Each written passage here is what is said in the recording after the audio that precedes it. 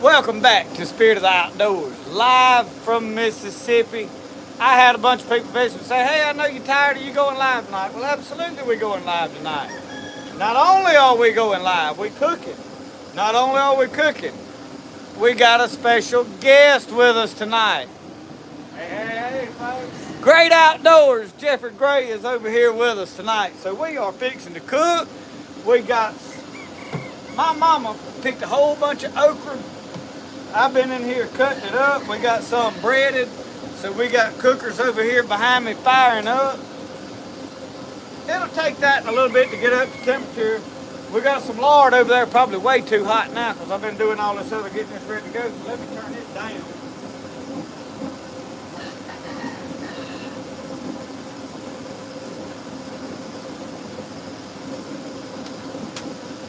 I'm at that way too hot. By started smoking, I'm going to turn it way down low, move it off that house for a minute because I ain't got my pork chops ready to go on there. Yeah, it's smoking. Okay. Alright. I've tried to do too much at one time, y'all. That's what it amounts to. What do you need me to do? Anything? I don't know. I need to find something. I got to batter these in something. White lily flower here, but I don't know if I got some already. That's bleached flour. I don't want to use that. Let me go look.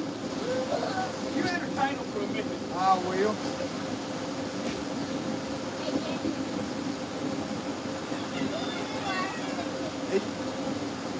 He gonna feed me some pork chops.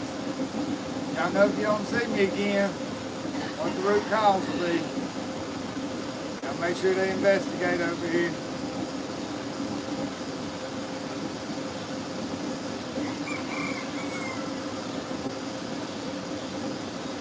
I wish I felt that good. Y'all see, I was probably standing right in the way.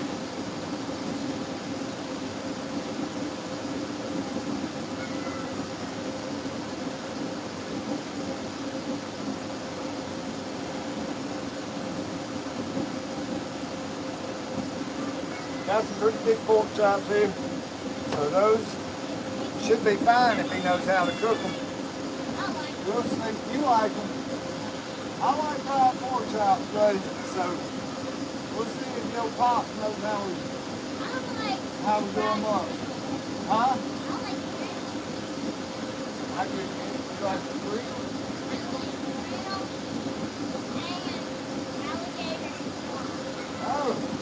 Oh. Oh, bro, you like, right.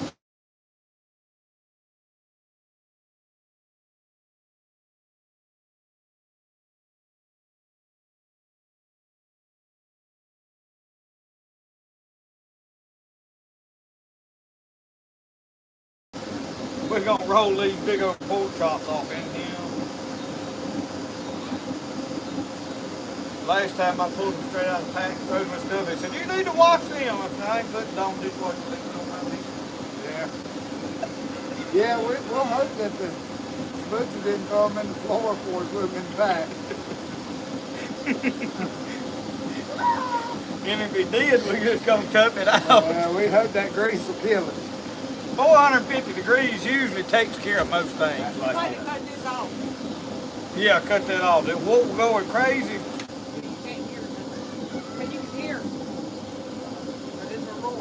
Oh, yeah. We had a fan going.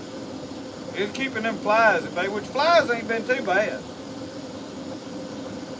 You don't realize how loud something is till you got the film. Yeah, it's like the wind, man. It feels good out there fishing on the lake. The wind starts blowing, and then you start editing the video, and it sounds like a hurricane was coming. Yeah. Horn starts blowing in the back. Something always. I see comment. There's 88 people watching already. We got that one. That ain't quite up to temperature yet. All right, now we need to see what. Do it.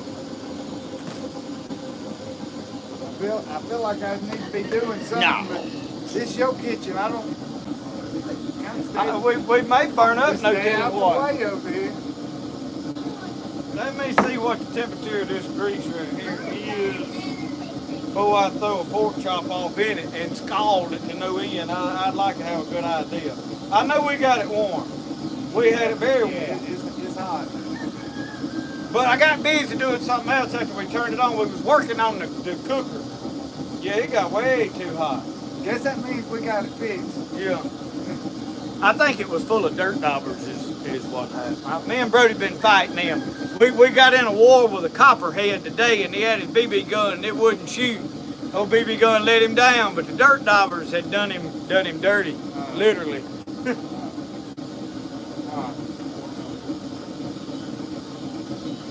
Yeah, that thing's up at 400 degrees. That's got to cool down. We done just about burnt that up. Let it cool down and let that warm up, and we'll be ready. We'll be ready to cook here shortly. I got an iPad over there. I need to get the thing pulled up on where we can read comments. Oh, yeah. We keep trying, it'll eventually go all the way.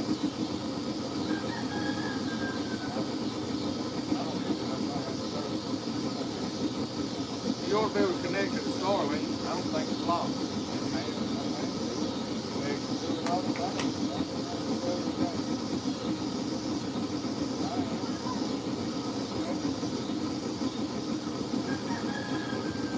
Oh, I got to skip a survey.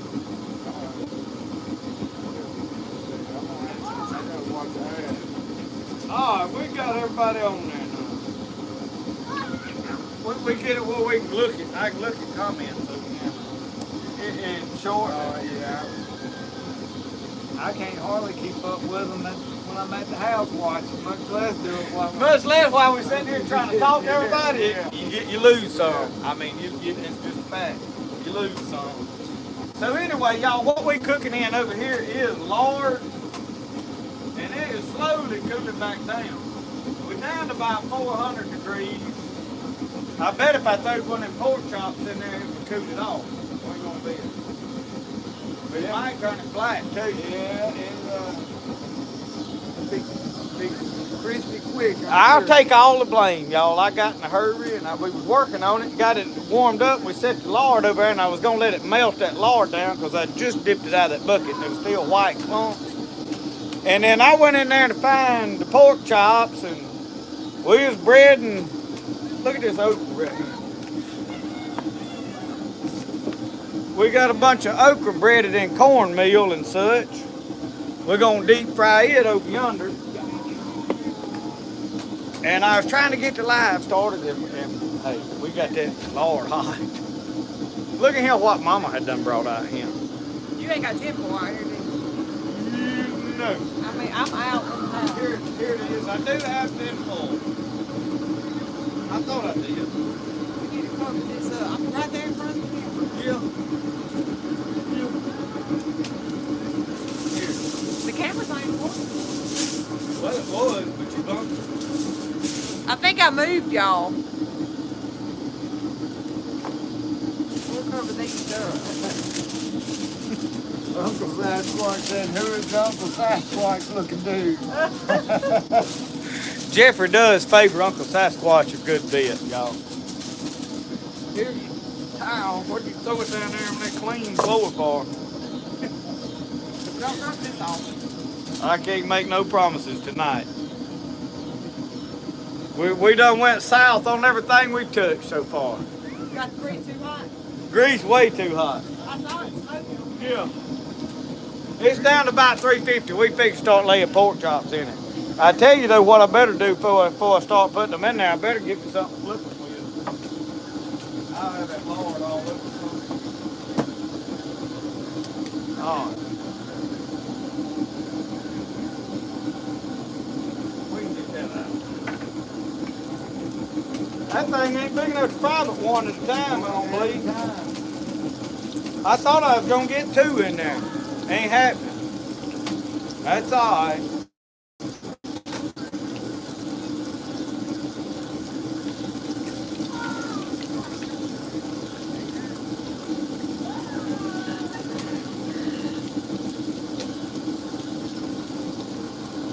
gonna ease it back over this heat. I don't want it to cool down too much, but I got it on very, very low. I think I am fixing to put a nut in there. We may throw one off in that other grease over there and just see what happens.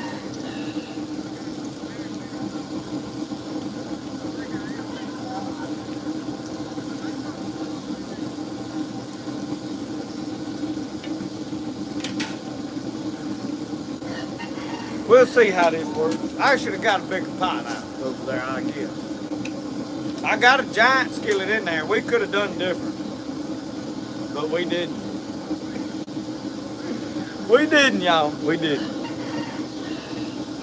I got my iPads on a cord. I plugged it up 2 hours ago. It's still on 12%. That ain't charging now. Why ain't it charging right now? It still ain't charging. Ain't nothing gonna go right tonight. Don't even plan on it. Just laugh about it. So what is up with this? Something about the cord going in the bottom. There, now. I had it charged a while ago because I looked. And then that ain't. And then that is again, so I don't know. I hear myself talking on there. We gotta cut that down. It'll be echoing.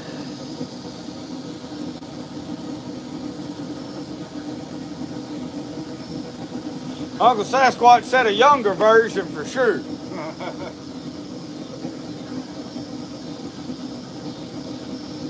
Them things ain't doing just like I want them to. Where did all the flour went? It's like all the flour come off. Should have soaked it in milk first, shouldn't it? Where it'd stick to it good. I don't.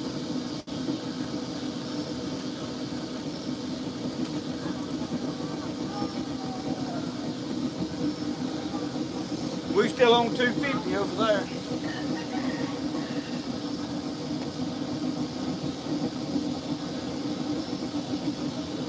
Let me go get something to put to y'all.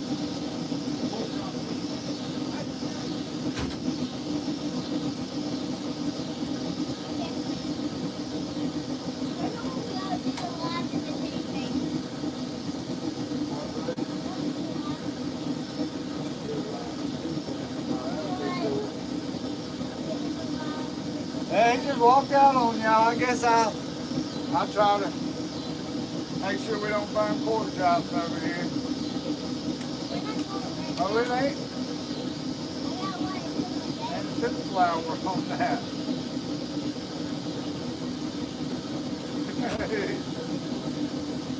What'd it do? Yeah, no, there ain't a bit of pin crust on that fried pork chop. I told Michelle to come save the day. I don't know if she's gonna come help us or not. I think we should have soaked them in milk or something. Deer meat will do that, and if I soak it in eggs and milk, it won't do it. What did I do wrong, Michelle? Oh, yeah, you was missing something. Yeah. You was missing something. She's got a plan. Mama's got a plan, look. Hey, Lord, Mama's. Oh, we will be in the mess. Hang on, let's see what she's doing right here now. They can't see. She got a jug of milk. She doesn't come to the rescue. That's what I'm talking about. She gonna learn me something here, y'all.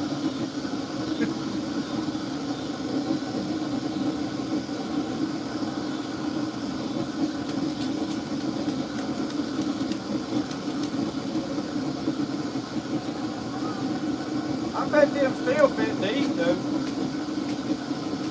Might be oily.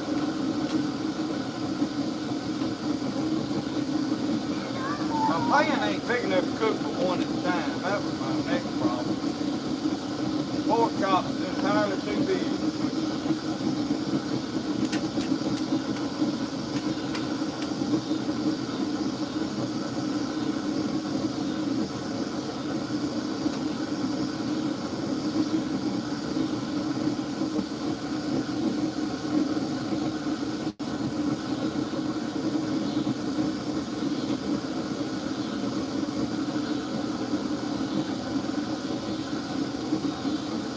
might not save them, but we're gonna try. Hey, I ain't afraid to back up and punt. I mean, we'll just change the whole game plan right in the middle of the show. It don't matter to me. That's buttermilk. Buttermilk. Good. Well, sir. There was a bug on me.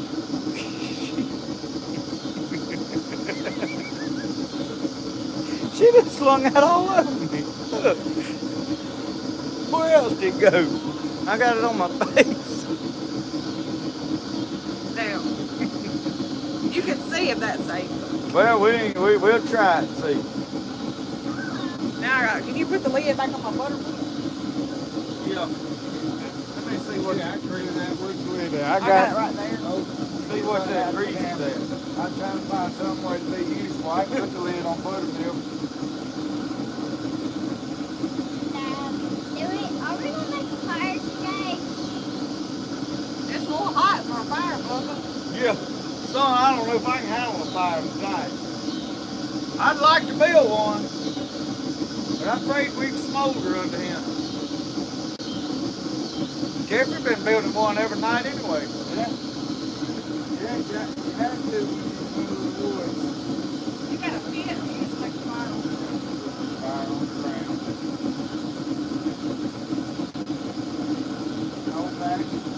Old-fashioned campfire.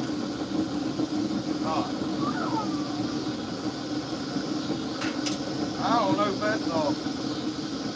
We ain't about to cook for one at a time now from here on, so this is gonna be a slow process. There was some big pork chops. Yeah. They were big pork chops. They was there. But I done got it too cooled off.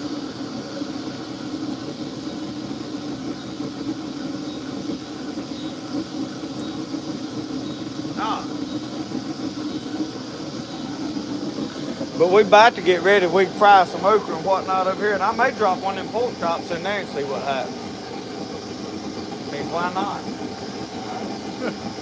I wanted to cook it in that lard, but that pot ain't big enough. I got some bigger pots, but I hate to just completely start and slam over. You know what I mean?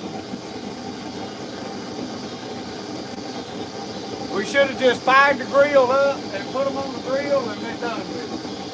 I know how to grill. I know how to grill. But we learning this.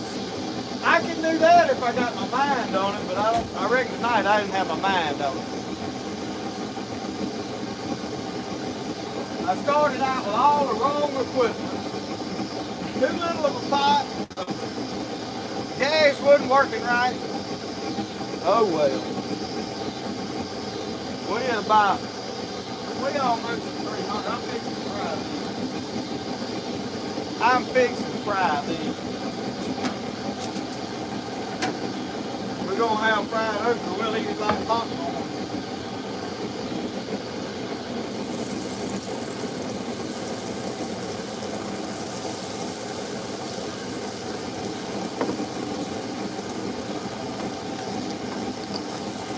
I know that's gonna work right. I know that's gonna work right.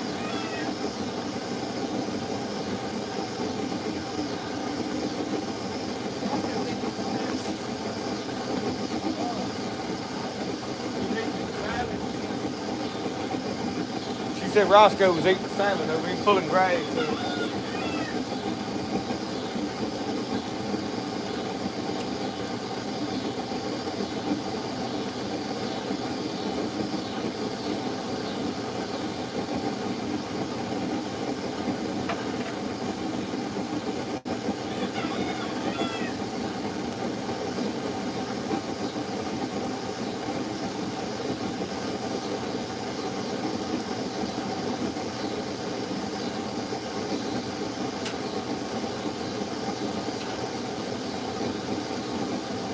Tell you what I got to have.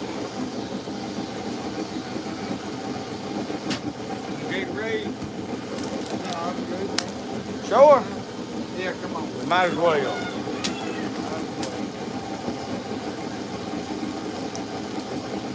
I'm about to thirst to death. I ain't gonna lie.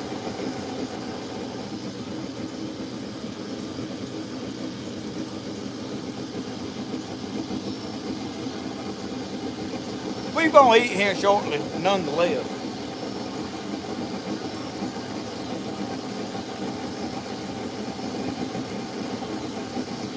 Next stop's Lake Weston, yeah. Looks like that okra stuck all to the pan. Some of it's coming out of the, it ain't gonna go perfectly right either. I can see that on here.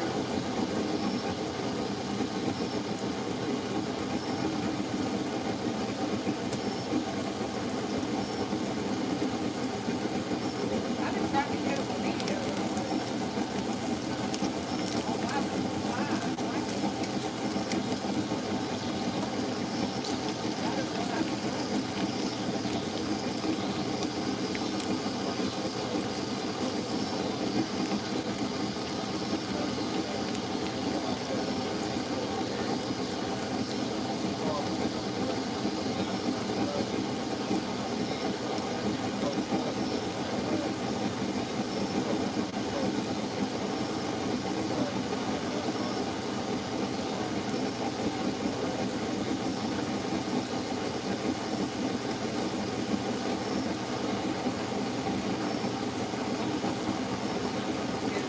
I'm anxious to see now how this is gonna work.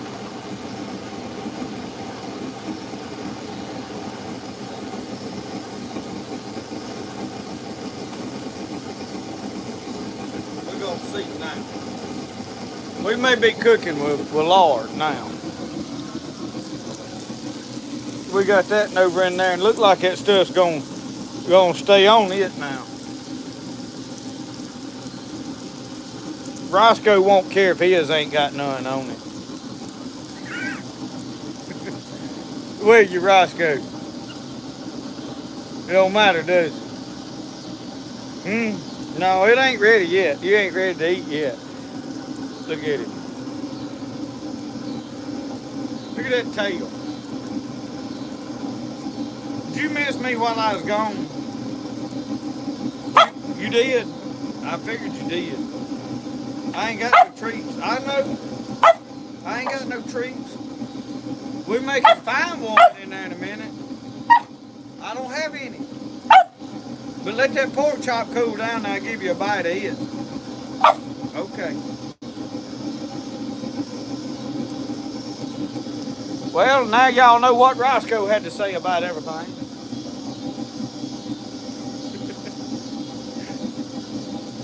He's wanting his pork chop. That's what he's wanting. All right, that's doing good. We're gonna let that cook a minute. Let's get over here and tend to this okra before we burn it slam up. What are we putting this okra in while it's going?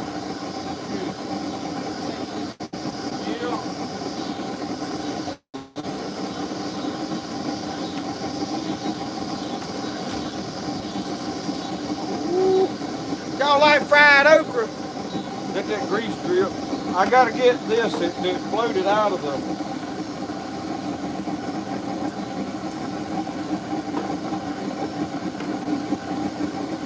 Somebody put too much oil in the basket. I mean in the fryer. I ain't gonna call no names. I'm probably finna throw one of them pork chops in there. I got an inkling that it'll cook it just as good in there. I feel like. Believe that's what I'm gonna do. Yeah.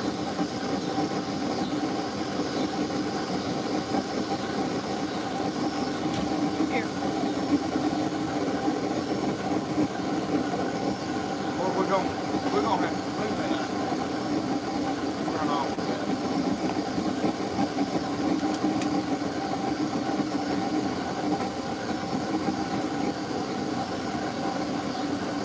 Left that in the car. What?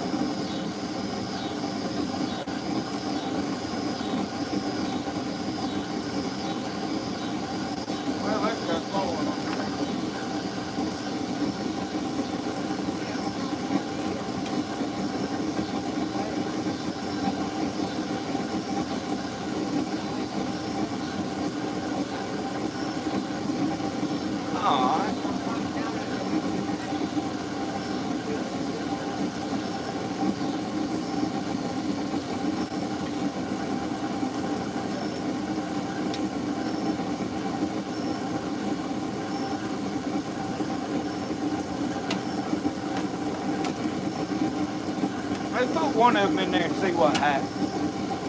I think we need to try one. What y'all think?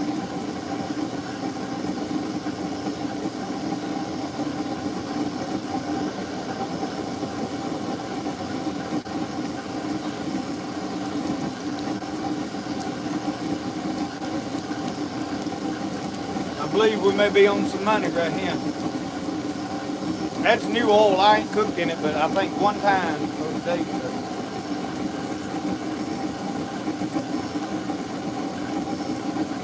So what happens, Michelle, if I put flour on this and I done refried? I don't know about that. She said, she ain't never done that before, yeah. We fix to not be able to say that. Well,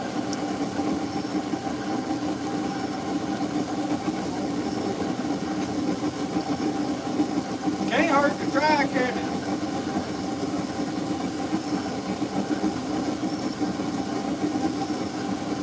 We'll stick it over here and see if it flours it up. Can't hurt to try. I don't know if them's all the way done or not.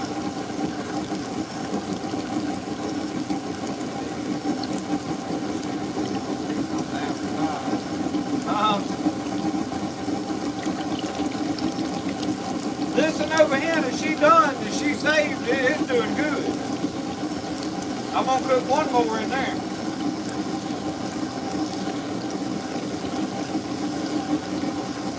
That's there, look at this. That's right, y'all. Come in, look. Y'all gotta see this. Michelle saved the day. Look at that crust on that thing. Look at it there. We're gonna roll it over. Let y'all take, look at that crust on that thing. That's what I was wanting to begin with. Gotta use that buttermilk, son. Why didn't I think of that to begin with? I knew it.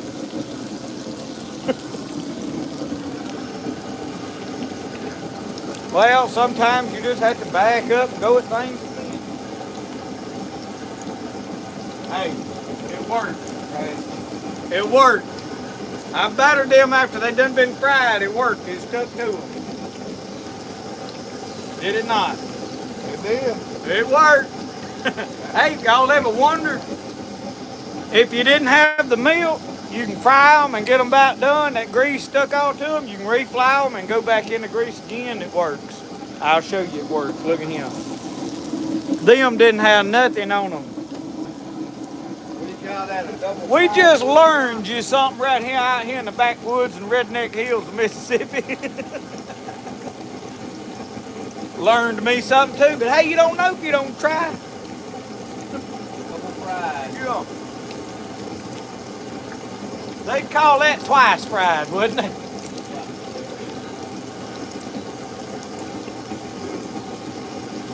I don't know how long it takes to cook. I guess we get tired cooking. I don't know. It could be close. I don't know about the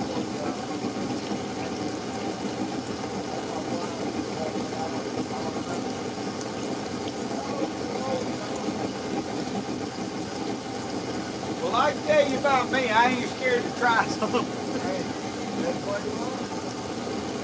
They say the best way to do things is the way you like to do it. I heard that somewhere out. Some old boy out there ain't got good sense says that all the time, and I picked it up from him.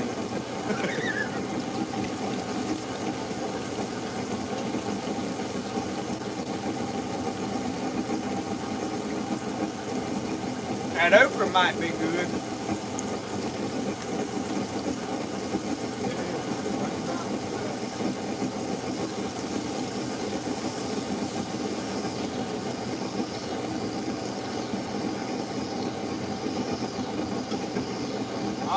Now we're going in with this.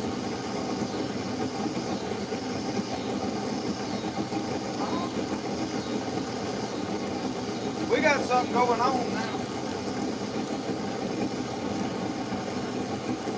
Where'd I find this rag?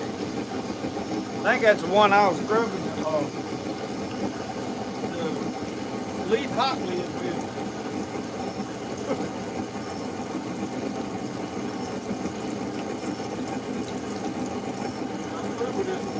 power around.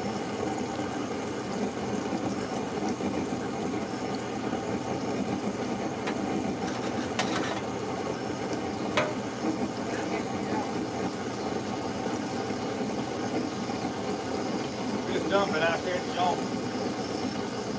I reckon I'm through that, so it could be easy.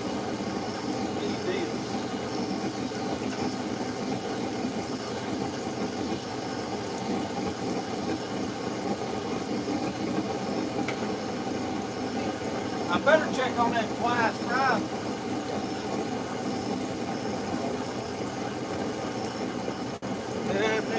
I don't know what I'm doing. I'm running around like a chicken with my head cut off what I'm doing.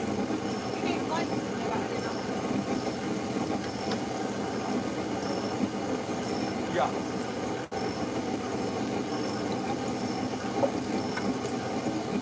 I don't want to fry them so hard you can't, they'd be like shoe leather, you know.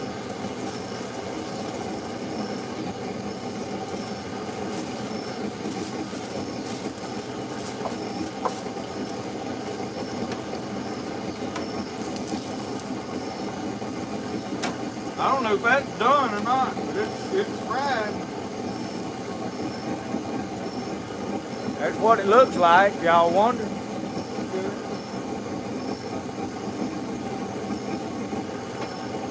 I better cut this cooker off.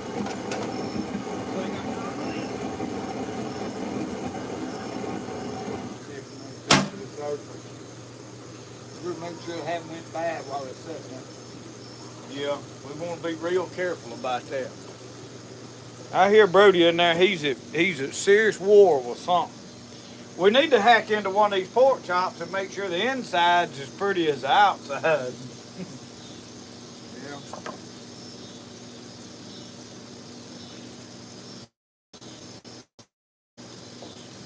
What you looking at? Well, I already told I them. was checking on the comments. I already told them if they don't see anything else out of me. It's my fault. I ate something one time and I said, well, if this is the last video y'all see, y'all will know not to do this. Find out about that fried pork chop. See what? That's crunchy. Okra's gonna be a hit. I planted my okra 3 times this year, and not one sprout come up. I just give up. Next year I'm gonna plant something else.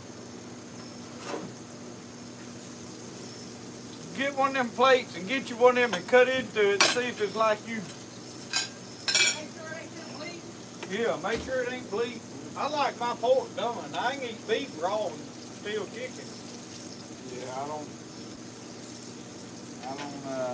morning pork is not well done. That's what we fix now. We need a knife, don't we?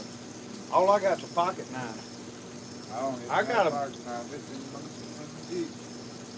I don't know. I haven't been baptized a lot this week. They probably got good braces on it. Come on, cut with it. Here. I'll use this and get you a. I'm gonna cut one of them, folks. Pick which one you want. I don't care. This is a twice fried one. It's done on the It's inside. done. It's done. I don't know about that. Get that big one right there and see if it's done. If you can eat all that. I probably can't eat all that. We got 2 or 3. Is Rosco this will the eat one in it. you wasn't sure about? I don't know. I don't know. Yeah, whichever. Just get I'm one and gonna see. get this one right here. Let's see. It may be so tough we can't eat them. That looks pink. Got a little pink in the middle Let's of it. refry it. We'll put it in that grease. Just throw it in that grease right back there. Go ahead and cut it in here. Ain't quite enough room. Is it done or bleeding? This one, is that? It's bleeding. Yeah. It needed about It 2 ain't, more it minutes. ain't done. I was taking this to Brady and I brought it out.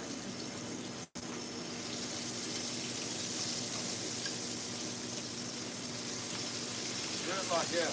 Just cook the inside that way. Well, we need to cut that bacon in two and see about it. Let's go ahead and pick it up. Most like, well, I don't know. I cooked it in different grease over here.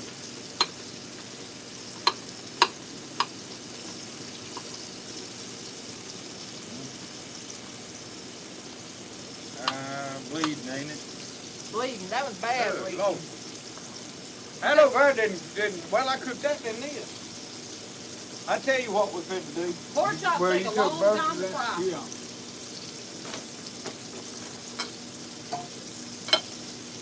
I ain't got time to clean all that.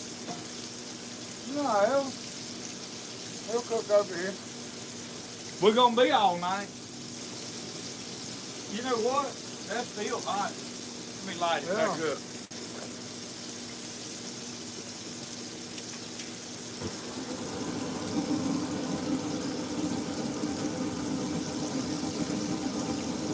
Just gonna slide it off in there.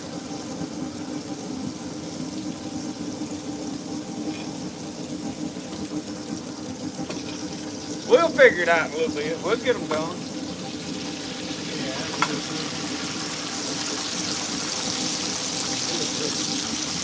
Yeah, it's good. I bet that nair's done. That's the one we fried 2 times. Yeah, go ahead and get that one.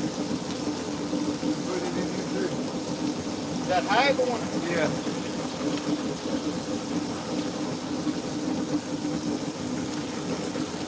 Yeah, we got another hang.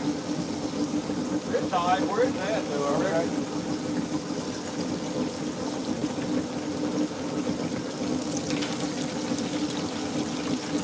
Yeah, that big one, that still had a lot of cooking on it.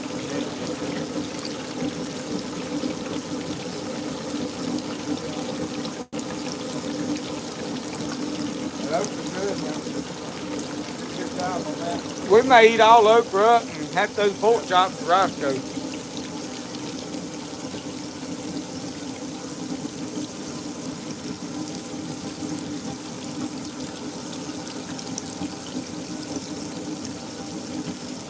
What we're doing is we've got in a hurry because we're hungry. I had a biscuit this morning, that's about it. We come in and Brody, we went and filled up feeders at the deer camp. Brody asked for a sandwich all afternoon. He wanted a ham and tomato sandwich is what he wanted. Did he get the tomato? Did you get tomato on your sandwich when you got home? He just took off out yonder. He's gonna ride that hammock.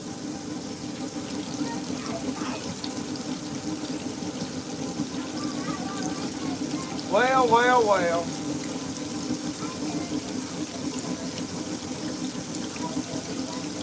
Michael up there said eat them raw.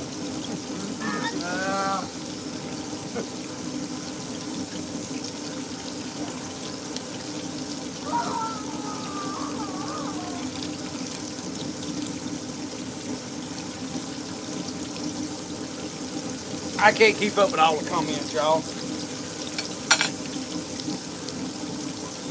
I tried sometimes. When I get over here and sit down, I can start to keep up with it. I can try.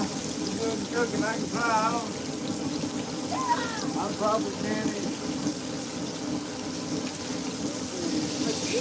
I don't know what's going on.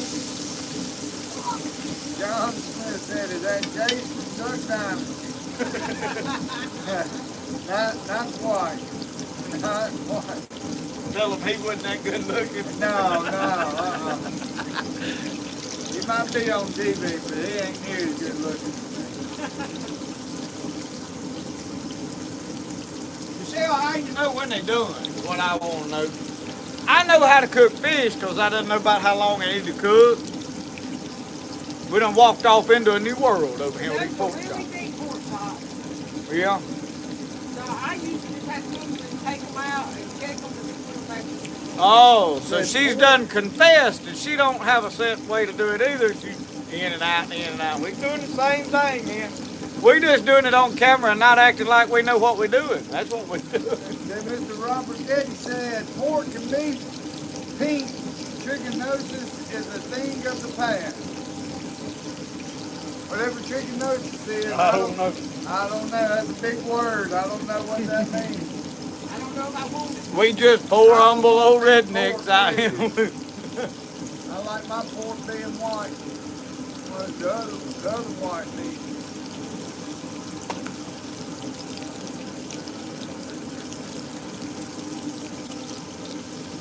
Well, I had a thing pop up on my Facebook or something about all the flesh-eating bacteria going on down on the coast down there from East Raw Oregon. And swimming in the ocean. Where's that at? Down in, well, they said it's in Louisiana. Now they've been cases over in Florida. 2 people died in Louisiana. But I used to get all these news things that pop up from like all over different places. So I don't know. That's just what I People died where? said. Louisiana and Florida from that flesh-eating bacteria feed organs. And one guy was swimming, I guess had an ocean swimming. We've had a couple of cases over the years. I haven't heard of anything recently. Anybody on here mentioned it? Oh, I don't know. Y'all know anything about the flesh-eating bacteria? I ain't heard nothing about it. Mobile Bay, we have our estuaries are tested pretty regularly for bacteria and different things. They'll tell you where is a good place to swim and whatever pollutants and where you don't want to catch your fish from right now. You know, they generally stay on top of it in Mobile Bay. I haven't heard of any cases.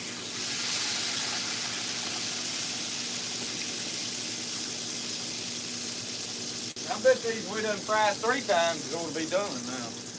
Thrice fried. Thrice fried. You gonna cut it, do it again and see?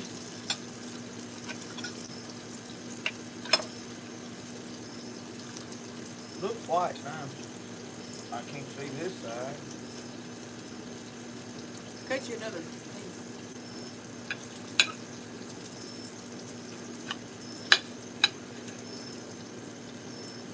That looks done. I believe it is. I don't know about these over here that we did twice. Oh yeah, they done now. Alright, we can add it on. We're gonna eat it in pieces now. We need ketchup.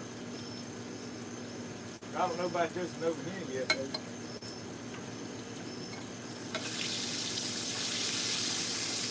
I guess I have to pop it out on a cutting board and cut it and see what it looks like.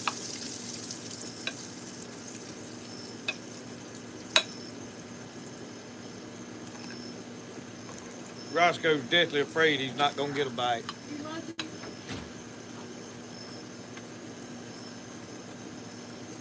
You got them done this time? I think so. I'm going to eat all the okra.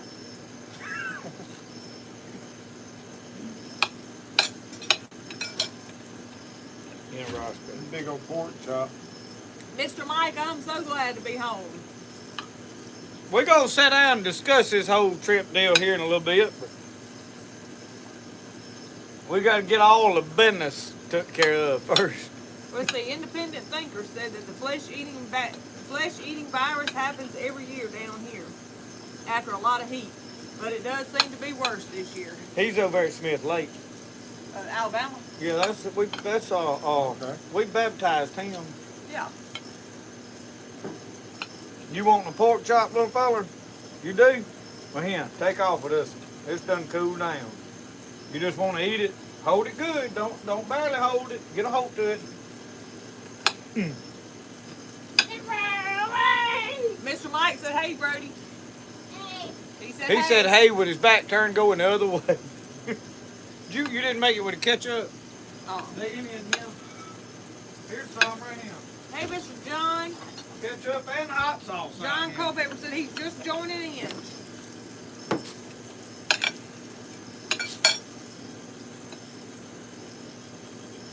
Oh, Fat Man Adventure says that he said that, not independent thinker.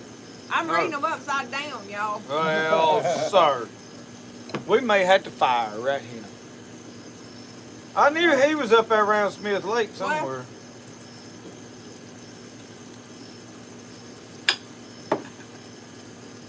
All right.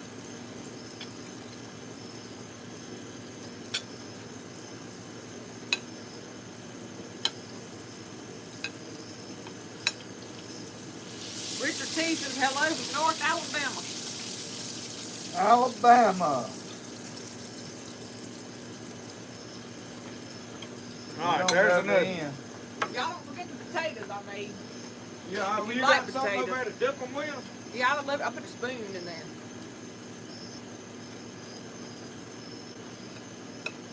They're ranch potatoes. So if you don't like Get ranch, this you may bone not back like it. over here for Rosco. I assume y'all give Rosco Sometimes I don't. Justin gives What? me some. that bone. I stuck it Yeah. right there if you want to give it to him a little Dogs later get or whatever. choked on pork chop bones real easy.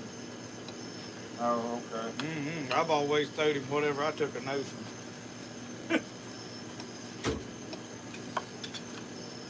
My uncle raised pit bull I had on fish.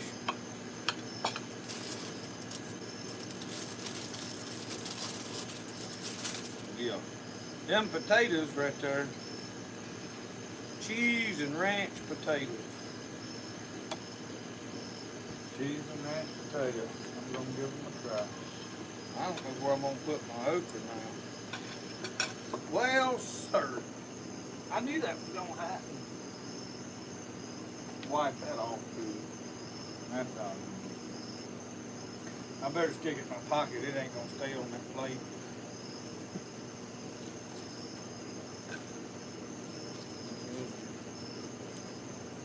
You knock back. I got mine cut up here. Well, I got a pocket full of them.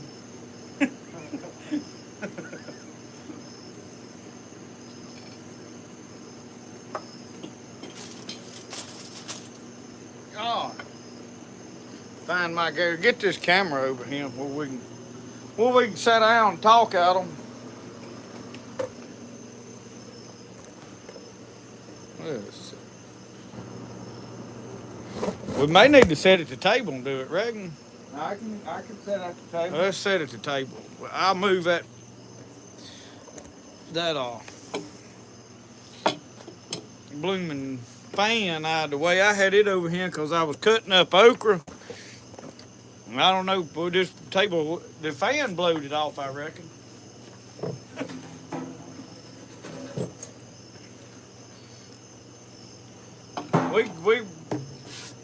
It ain't too bad, Steve. Ah, it'll be fine. I ain't eating off the table. I'm eating off the plate.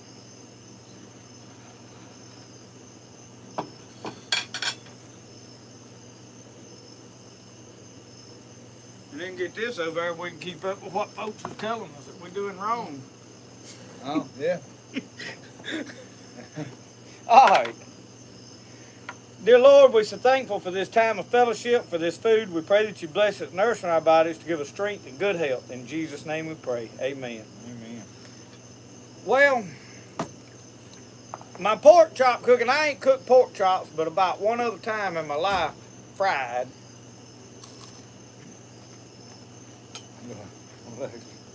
I had this false sense of security because I cooked fried chicken one day out here in a skillet like that, and it done perfect. Y'all do That's this? your confidence. Yeah. What?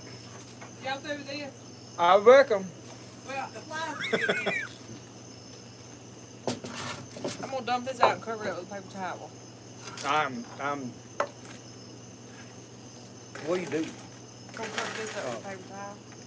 Turn that camera just a little. It's crooked, like sideways. Looks like we sliding off people's screens. Like that? No, the tilt. Yeah. All right, I can live with that. I feel like I'm leaning over when I look at myself and I.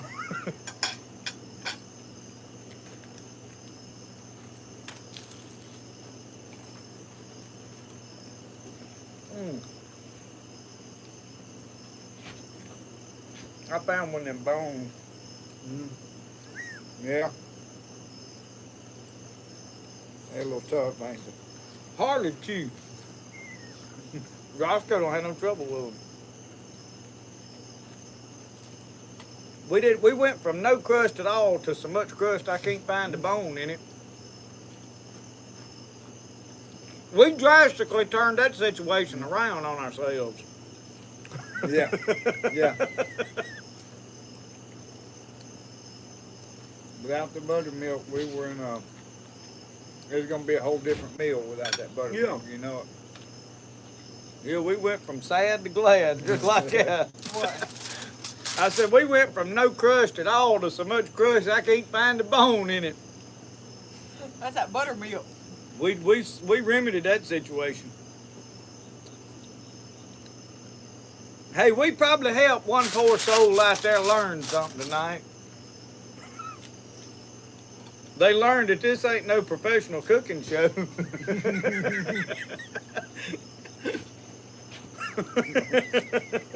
No. Yeah. I don't imagine your inbox is gonna be full of people asking for the recipe. No. I seldom get that. Every now and then you cook something else cold, you're about eating it. I cooked chitlins one night. Some woman, she said, I didn't near about wash them good enough. She would never eat them. I told her, I said, I don't remember inviting you to supper anyway.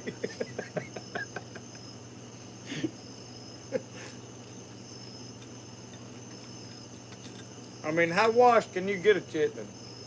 It's still a chitlin. It's a chitlin.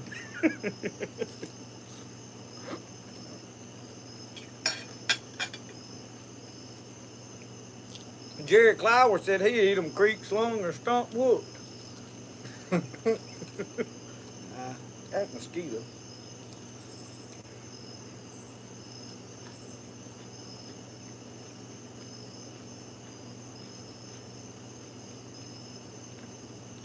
Jason McKenzie said, want to know where you can find one of them propane deep fryers.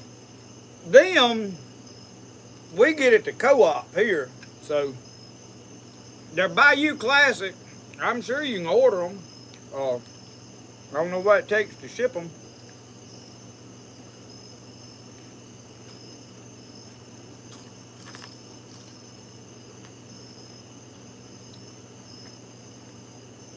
I don't know who all is a distributor for them. Walmart don't. They sell one similar at Lowe's. I don't know if it's that brand or not.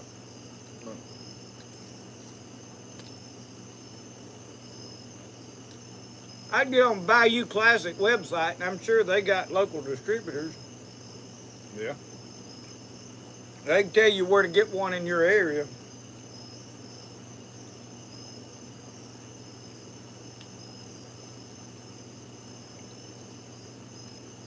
They have to get to the co-op some way, so I guess they order them.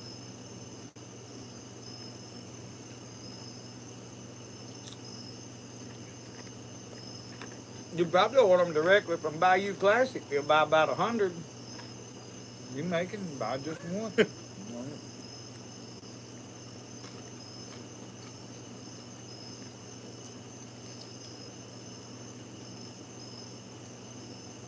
A lot of companies are doing that where you can order directly from them, but it's more expensive on their website buying it directly from them than you can buy it at one of the big box stores.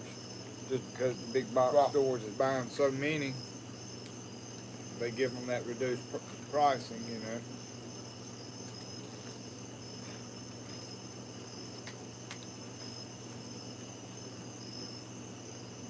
I done learned some things you got to be careful buying at some places. They make two different grades of stuff. Like Lowe's, you can go buy a lawnmower at Lowe's, and it ain't the same lawnmower you go to the tractor place down the road and buy.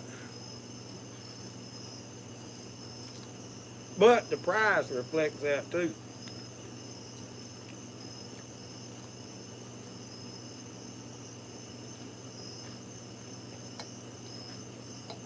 I got a John Deere lawnmower. We bought it to the tractor place, I think, in Canton. It cut both of these yards for 10 years nearly.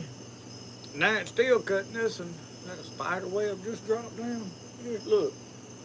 Right here by my finger, end of my finger. Oh, it yeah. just dropped right there. It's fixing to right Charlotte. Or, no, some pig.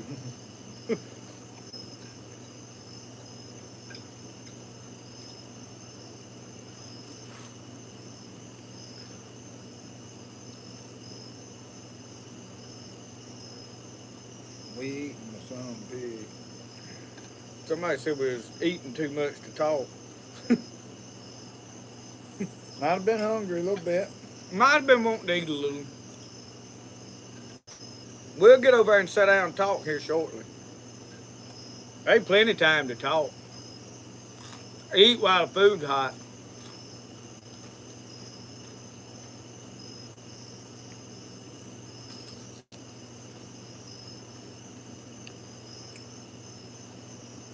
I think we can both be long-winded.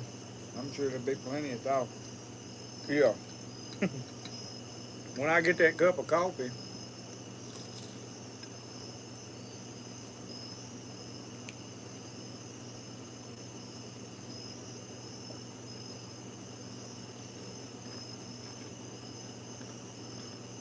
About time to have some concrete brought out here.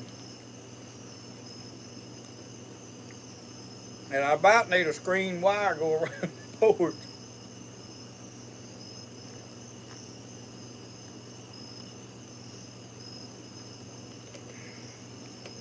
So them mosquitoes will get bad at the house, being right on the water, you know. And Yeah. we got a screen porch at home, and we'll be cooped in on the porch. Can't go out in the yard. It gets about that bad here at times.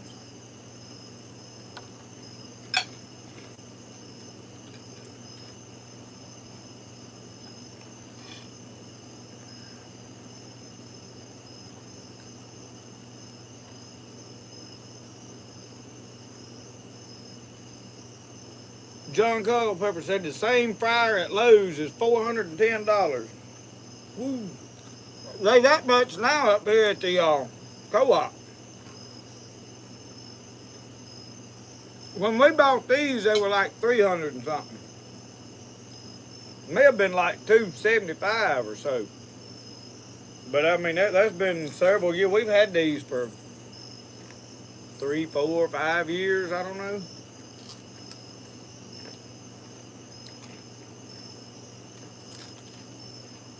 I done cooked on this one 2 years, and it's been over at the cabin a year or so.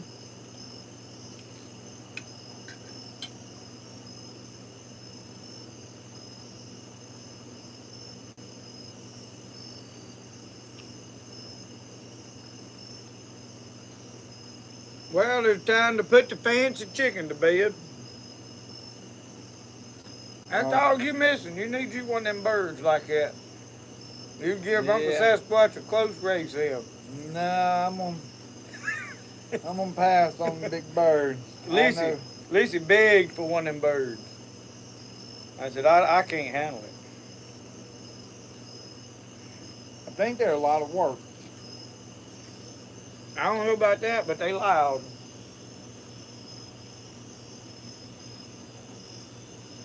When they get excited, they can flat do some hollering. Yeah.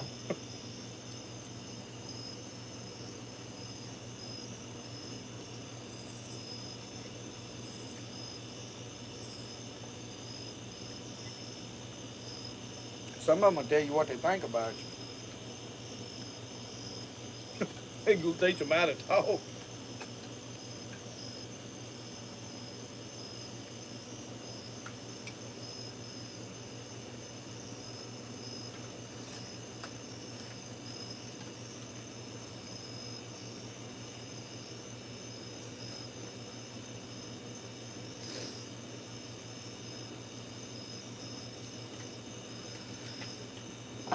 Can we do a beaver hind leg crock pot eating challenge? Mm-hmm. I got some beaver down in the freezer. Y'all can sure do it. I'll be the judge. We don't eat no beaver.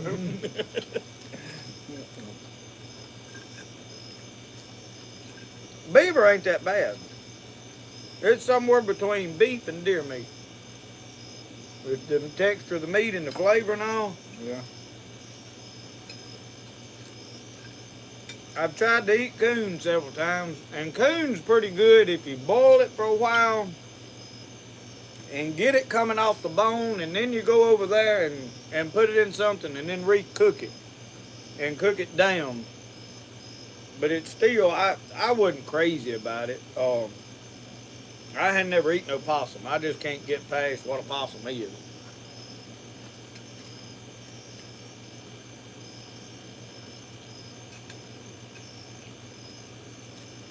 But my philosophy is something's that much work to cook, it ain't, you eat it because you got to. It's like gar. Well, I'm not saying I'm not ever gonna eat it, but it's gonna be because I've got to. Yeah. I don't. Well, you take a gar. Gar's pretty good fish, but the time you go through all the work of what it takes to clean one for a little old bitty strip of meat. Yeah. Now, if you get, I hadn't caught one of them giant big ones, so I can't really answer on that. Ain't there another half a pork chop in there? There's a piece of one. I didn't want another whole. She ate the other half. You want some more fried okra? Nah, We got plenty. I think I'm getting about to my limit. Somebody said, what is for dessert? I'm going to be honest with you, I don't think I can hold no dessert. Gatorade. I haven't been here all day. I tell y'all, I got up this morning and had to do some odd and end little stuff right quick, and then I left. Me and Brody and Rosco went and got corn, and we went to the deer camp and filled up all the feeders, and then moved another feeder to a new spot and filled it up, and I've been wide open all day. I slept good last night though. I went to bed early too. And slept late.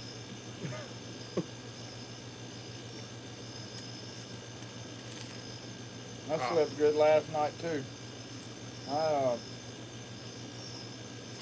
got up Thursday night, Friday morning about 1 a.m. and went flounder gigging. A good bunch. Nope, I didn't get a one. So Your look like mine. well, the weather forecast and the weather conditions were not the same. So I've been there. There ain't no rain in sight, and it pouring. well, it was more the wind was my problem. It was waves crashing on both. It's hard to gig when the water stirred up. Waves crashing. But did you have one of them lights that's on the end of a pole you can stick under the water? Hold under the water. Yeah, I put a see, that's where battery we in the messed up. backpack. We had a flashlight and a little old looked like a sister bob tied to a stick we was walking around with. Yeah. We was badly undermanned. Yeah, I've got a small, like, motorcycle battery. I'll just stick it in my Yeti backpack cooler, right, and run my leads down to my light, put it in, and carry it, and you get one, you just put it In the cooler. in the cooler. Put him in the cooler. Put them in the cooler, right? And so, but I don't have, a lot of guys have high dollar gigs and special homemade gigs and stuff. I've just got a cheap gig that you can buy. I think we bought any of the one for big box Walmart or stores. something. Yeah. It's just a dual If prong I had done gig. it much, I'd figure out how to make a good gig. Forge one. Yeah. But we walked around. I didn't know what I was doing. I didn't know what I was looking for. I knew basically what the fish looked like, but I didn't know how to look for where they had been or moved, and the waves was crashing, so the sand was steadily moving up there on the beach. So Yeah. we didn't know what we were doing, but there was some guys out there had a stringer full. I talked to them, and they was like, "Oh, you need a better light than that." And I'm Yeah. like, They're I hard see to that. see. They're hard to see, and not just because of the light. It's hard to just make them out. Right? Yeah. They blend in They so cover well. up with that sand. But once you figure out how to really identify them, you can just see the outline and tell that there's a irregular spot in the sand. Yeah. You know, it's all the sand has nice little dunes, it's got little ripples in ripples it, in it. and then there's a little bit of a spot that don't really have ripples. Yeah. Right. So and then you can start seeing that, and with a good light. So it'll there's a bunch cast of a little guys that's shadow catching them and on stuff. fishing poles. Yeah. I seen one guy down there here not long ago. I seen a video pop up. He was catching them on fishing poles. Yeah. Most people fish for them with like bull minnows, but I generally when I target them, I use soft plastic scented baits, and you just bounce along the bottom, And it's certain times of year they're real easy to catch. Like in November, our season closes because they're so plentiful in November. They're coming out of all the marshes, getting ready to migrate into deep water. And they don't want you catching them when it's easy. Yeah, yeah. That sounds about right. Yeah. So it's getting really into that time. Well, are they that good to eat? fall What are they period. compared to eating them? What would Well, as far as inshore fish, inshore saltwater, brackish water fish, a flounder to me is the best one. Right? I prefer a flounder. Next in line would be a white trout. There's tons of species that's good to eat, but to me the flounder is the best on the grill. Fillet it out. And a lot of people go through stuff on crab, like crab meat and stuff. Stuffed flounder. I don't do So how that. do you stuff a flounder? I mean, you just fillet it, you cut a fillet out of it, don't you? Yeah, well, you kind of butterfly it. I seen one guy, basically it had like 4 fillets in it. Yep. The way he done it, now I don't know.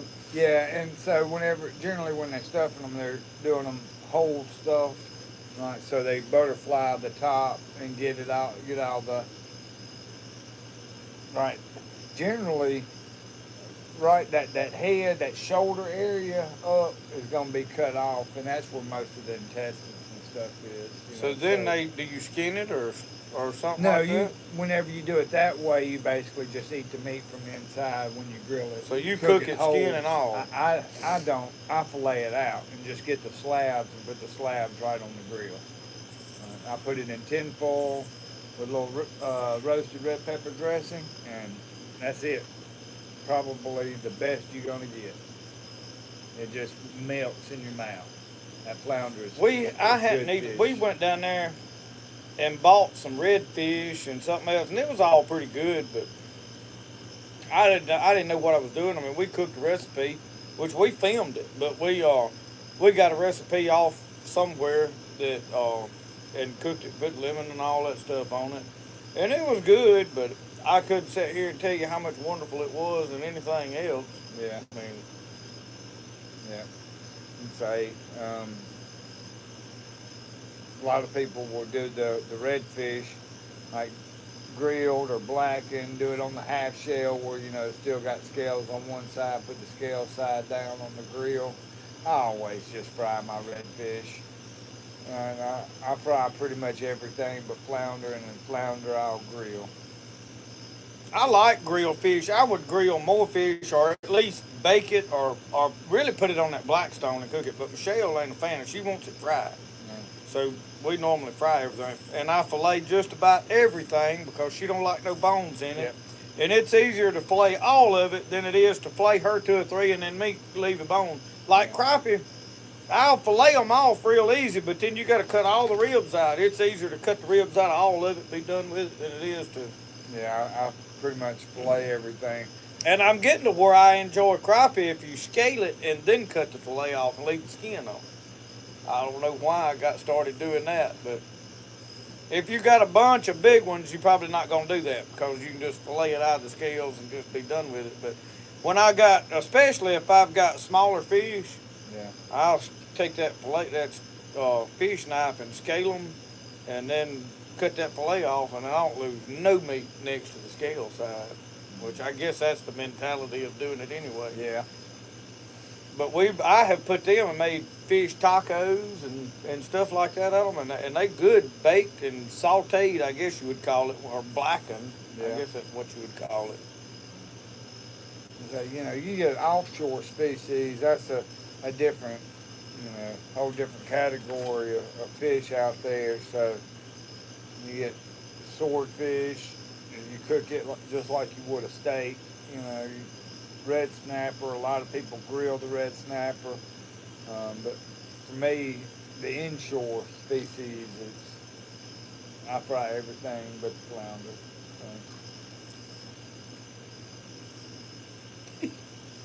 Somebody said, John Newton said, "Hey brother, I need prayer. One of our service dogs had to be put down last night of cancer, and I'm taking it hard."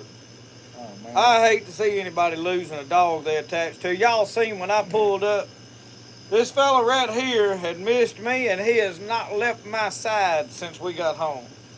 I mean, he's been on my leg ever since I got here. Now, I did leave him this morning. I had to go help a friend of mine early this morning, and then I went. Where did I go?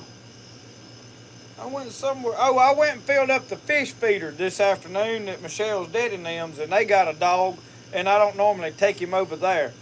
But other than that, he went to town with us and went to get corn, and then we went to the deer camp. Y'all, we filmed filling up feeders today. Me and old Brody was coming through the woods, and Rosco was walking, and all of a sudden old Rosco got over there, and he just went still. All of a sudden he jumped back and he eased his nose down and jumped back again. I said, what's over there? I went over there and there's a copperhead about that long laying there. He's no longer with us. And I normally don't go around shooting snakes all over out in the woods in there on, but right there is right not far from our feeder, and we're gonna be squirrel hunting in there, and that spring was right there. And Brody running around wanting to play in there while we're there. I was like, he can't stay here. Yeah. This ain't the place for him. I done overtook this area, so y'all keep your eyes peeled. Yeah, we killed one 2 weeks ago over at the camp. You can't see them in them leaves. My son come walking around the tree and he jumped back. Oh, snake right. Got over there and sure enough, copperhead. So, yeah, and a copperhead is probably the most camouflaged snake that there is. That pattern this time of year will leave, and then especially later on into the year as the leaves start really falling. Man, but old Rosco, I would have never seen him had it not been for Rosco. Yeah. Rosco found him and he got over there, and which we had really done walked by him, but now he was probably as far from here to that corner post over there from me, so it wasn't like we about stepped on him. But I mean, the only way we found him was Rosco. So old Rosco showed us where one was today. He done his job today. Keep us safe, didn't you? You need some more of that okra. I believe he likes that okra.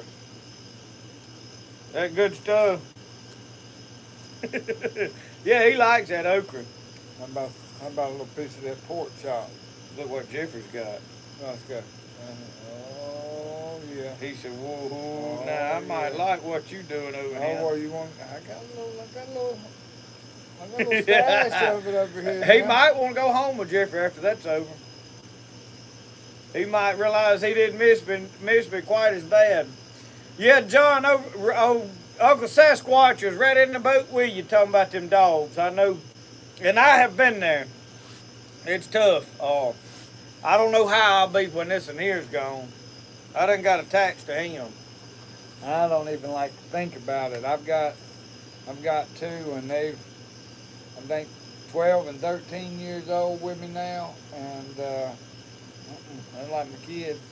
Yeah, Greg Martin, Roscoe took right on to them treats. Me and Brody give him one. I guess it was this morning when we was loading the buggy and all up. We was loading our stuff up to go to deer camp. And I was still getting stuff out of the truck, and I had them in my hand and opened them up and give him about two of them. I give it to Brody and let Brody give it to him. Yeah, he liked them. I ain't really found a treat he don't take to pretty good.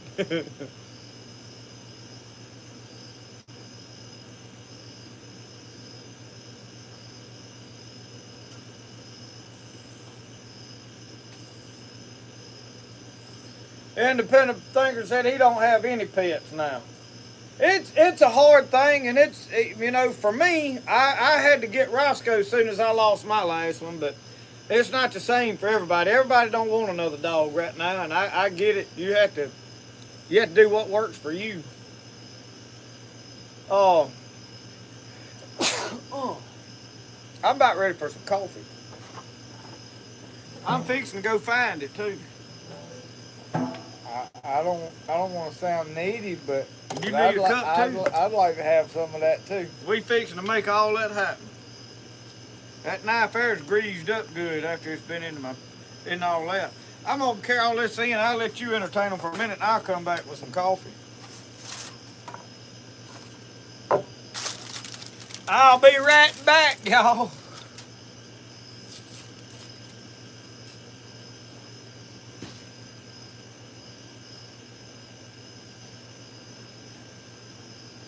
Yeah, I got a few more pieces here, Rosco. Oh, what have you got?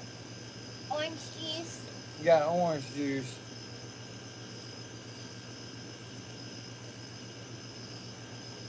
It came from a big round fat orange. Oh, here you go, boy. Here you go, little boy. Here you go, boy. Oh, we missed it.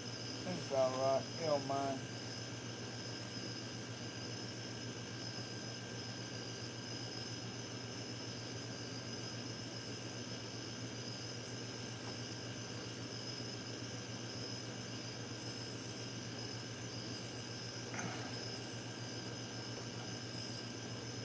It looked like his iPad about ready to fall off the table right Did you there. bring your creamer? I do have my creamer, yes, sir. He's got his. Michelle was in there digging around to see what she had. I know we got I hazelnut. just about won't leave the house without that now. Well, good deal. Let me go get you some. Just leave them there. We'll let Rosco clean them up in a little bit or something. They ain't gonna hurt a thing. We're gonna get everything resituated out here, y'all.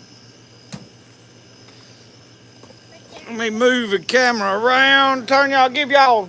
Now we can sit here and talk and answer questions and all that stuff. When I'm eating, y'all, it's all. I know somebody was over there getting frustrated a while ago because I couldn't answer questions. I can't help it. Get us all fixed up back out over here, and Brody's back here riding that swing. What are you doing? Finished. He got his. Oh, all right. Let me see if I can get to some of these. All right. Independent Thinker said he had a copperhead in his shop the other day. Whew. I'm gonna tell you, I don't like one up here around the house nowhere. I'm not big on just, hey, there's a snake out there, I'm gonna kill it. I was for a lot of years. I was that way, and a lot of people are, and they don't bother me. I don't get mad at them, but I just got to where I hate killing everything, you know.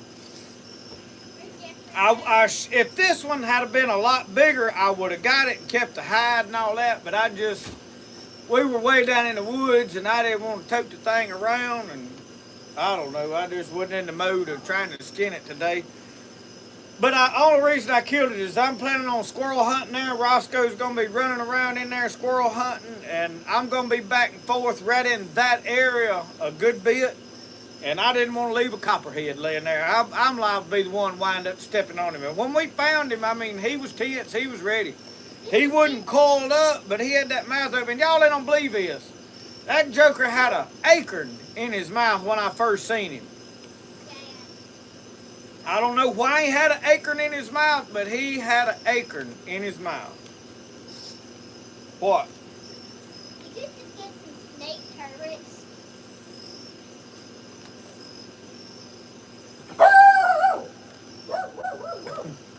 Rosco. Rosco, you already knowed he was here. Rosco gonna eat somebody up one of these days. I'm talking about just chew him, slam up. Ryan Maxwell asked, how did we like it in Georgia? Georgia was beautiful. Georgia, once you get down below Helen and all that, I said it right here. It's a lot like Mississippi. Georgia is. Wouldn't you say Georgia? At least central across Georgia. Yeah, bunch of pine trees. The terrain is just about like Mississippi. And the lower part of Alabama is the same. But now when you get up north, we don't have what's in North Georgia and North Alabama in Mississippi, except for the very far corner up there around Pickwick Lake. There's some. There's sugar in there too. It's on that counter, I think. Michelle will tell you. Go find it, Brody.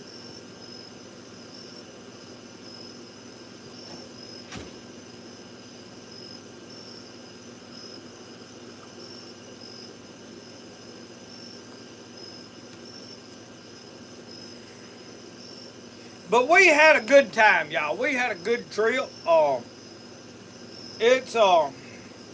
It wore us out now. By the time we got home, I was wore out, and we lost an hour coming home. We got home about 3, somewhere along in there.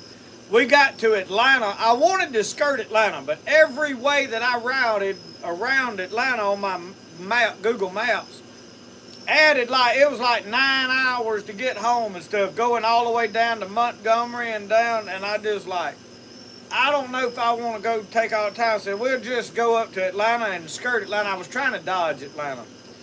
We wound up having to go dead through the middle of Atlanta because we got all the way up there to get on off of 75, on to 75 or 383 or something like that. It was one of them, and they had a wreck on the ramp, and they was up there on the ramp as it merged onto the interstate. And whatever was in the wreck burnt slam up while we was sitting there. I mean, we had to wedge over and let fire trucks come up the middle of the lanes of traffic, and we was on with curbs you couldn't get over very far. And whatever was there, I'm talking about black smoke rolled, it burnt to the ground. Oh, yeah. And we sat there an hour, and then they turned us around and made us go back the way we come. Is that in Atlanta? Yeah. It was bad enough if they shut the whole, they wouldn't even let us go around it up there. Everyday thing up there, too. So and I tried to dodge it. I wanted to go, but it was going to take us way more. But after we sat there an hour in traffic, I said we'd have been just as well off to have went to Montgomery and skirted, But anyway, we made it home. I said, Lord, I'd rather sit here on the ramp than be up there in whatever's rolling black smoke. Did you tell them about Helen? You already talked about Helen? I hadn't talked about So Helen. what'd you think about Helen? Helen was pretty cool. Nora's grain mill was unique. We didn't have time to spend to do everything there was to do there. Oh, We walked around the shopping part downtown where you pay like $10 to park and walk around up in there, and it was pretty cool. We didn't do a whole lot. Michelle bought a t-shirt in one of them. I bought a big old brick of fudge. Nobody told me you were supposed to eat it just a little giblet at a time. Oh, you're not. I took a brick and bit off into it, walked around, eating it like a candy bar. That's the way I do it. It's supercharged. Dad, we never did finish anything today. We didn't finish anything today. We finished filling them feeders up, didn't we? Yeah, but we didn't finish rebuilding. Brody has started him a brush shelter down there at the little pond where we used to have the TP. So we're going to wind up down there in the morning, probably finish filming. We went down there and built a fire yesterday, and we videoed teaching Brody the very basics of fire building. It's not an in-depth video, but we videoed me teaching Brody how to make a basic fire in the woods, using fat pine and stuff, and starting with little twigs and how to find some dry twigs. We built a fire, and the next thing I know, he's over there building a brush shelter, and now I've got to help him really build it. I imagine we're going to have to tear some of it down and put some sturdier poles under there and get us some limbs on it, and then we're going to cover it with pine straw. Yeah, well. Be a red bug heaven. Yeah. Yeah. Spend you a good hour in that hut. Yeah. You better get the canfofanique out. Did you ever experience a canfofanique? It was in a little green bottle. My mama would come after me with it if I got red bugs every time. Oh. Boy, it's some strong smelling stuff. It's a little green bottle. It was called canfofanique.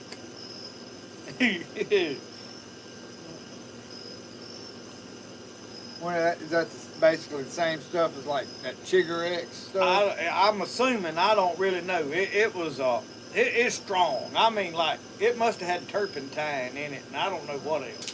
Yeah, It's stout. You can get some of that antique medicine. That stuff generally You can works. still buy this stuff at Walmart. Oh, okay. I'm serious. You ought to Yeah. just get you a bottle, open it up, and smell of it sometime. Stout. Yeah, it's stout. But Mama, she'd take that bottle and daub it over on her finger and take that finger and on the top of them red bugs, and son, it'd solve it. It'd take care of it. Because my answer was always just to claw the hide off of it. Oh, yeah. Yeah, You can dig them out. Yeah. Look at this guy. What is it?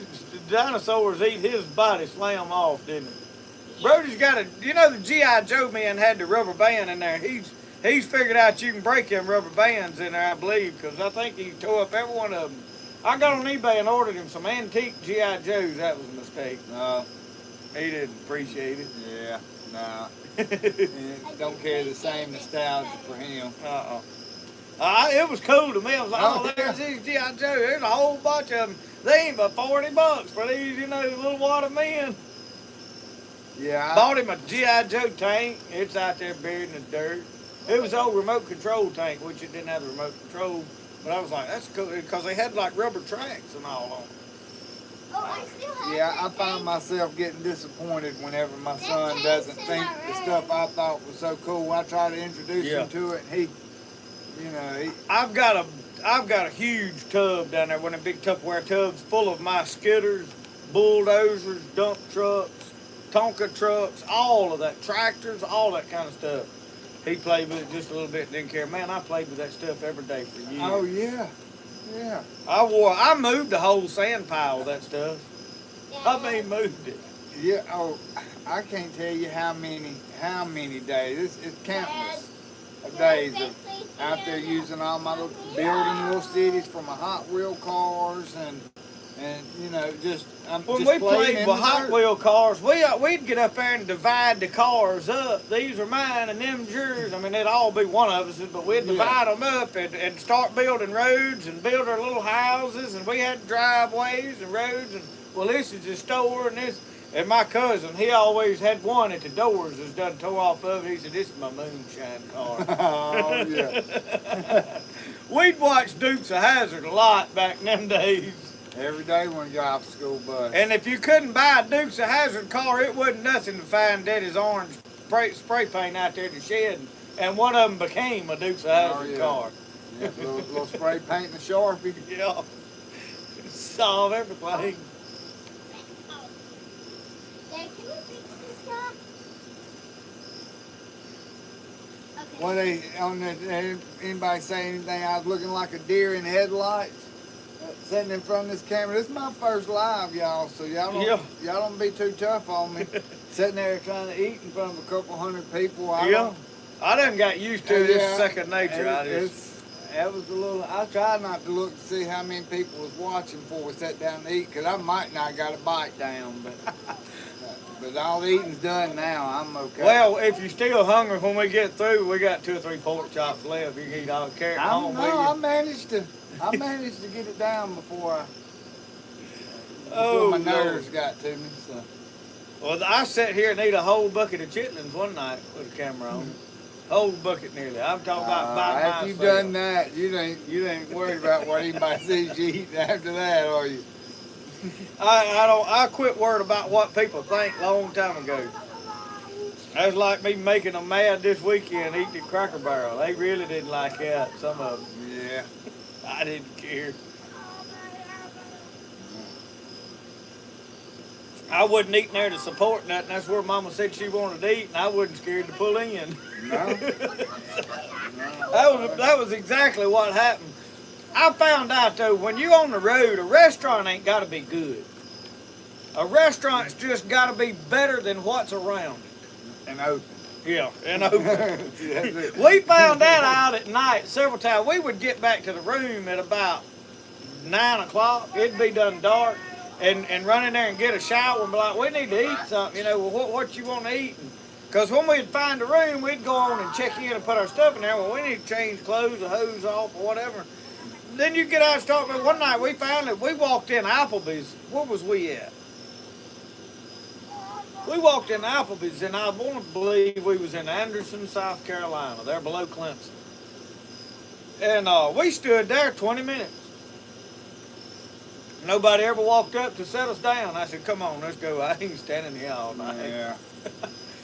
We wound up eating Mickey D's that night. And I don't like fast food. I'll eat it, but I don't. If I can dodge it, I'll eat anywhere but fast food if I got a choice. Yeah, sometimes you have to just keep yourself alive. You gotta put some And the kind of problem, substance. my biggest problem ain't really the health part of the fast food, which that's one of it. It's some of them people that work there, you don't know what they doing with that food back there.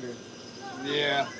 I mean, Yeah, I try not to think anything about that stuff if I pull up to a drive-through window.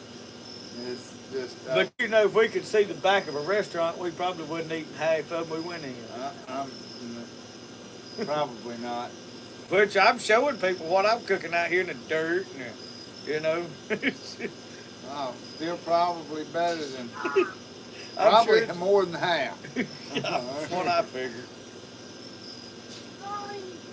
I'm fixing to have to come out here though and do a major cleaning and overhaul. It's been hot and we hadn't done that but come out here and do the live and then run back in. And I know my black stone's done rusted back up. I ain't cooked on it a whole lot. It's been too hot to get out here and enjoy being out here. I like it when I can build a fire, but I need to figure out some way to fix this to where it drafts.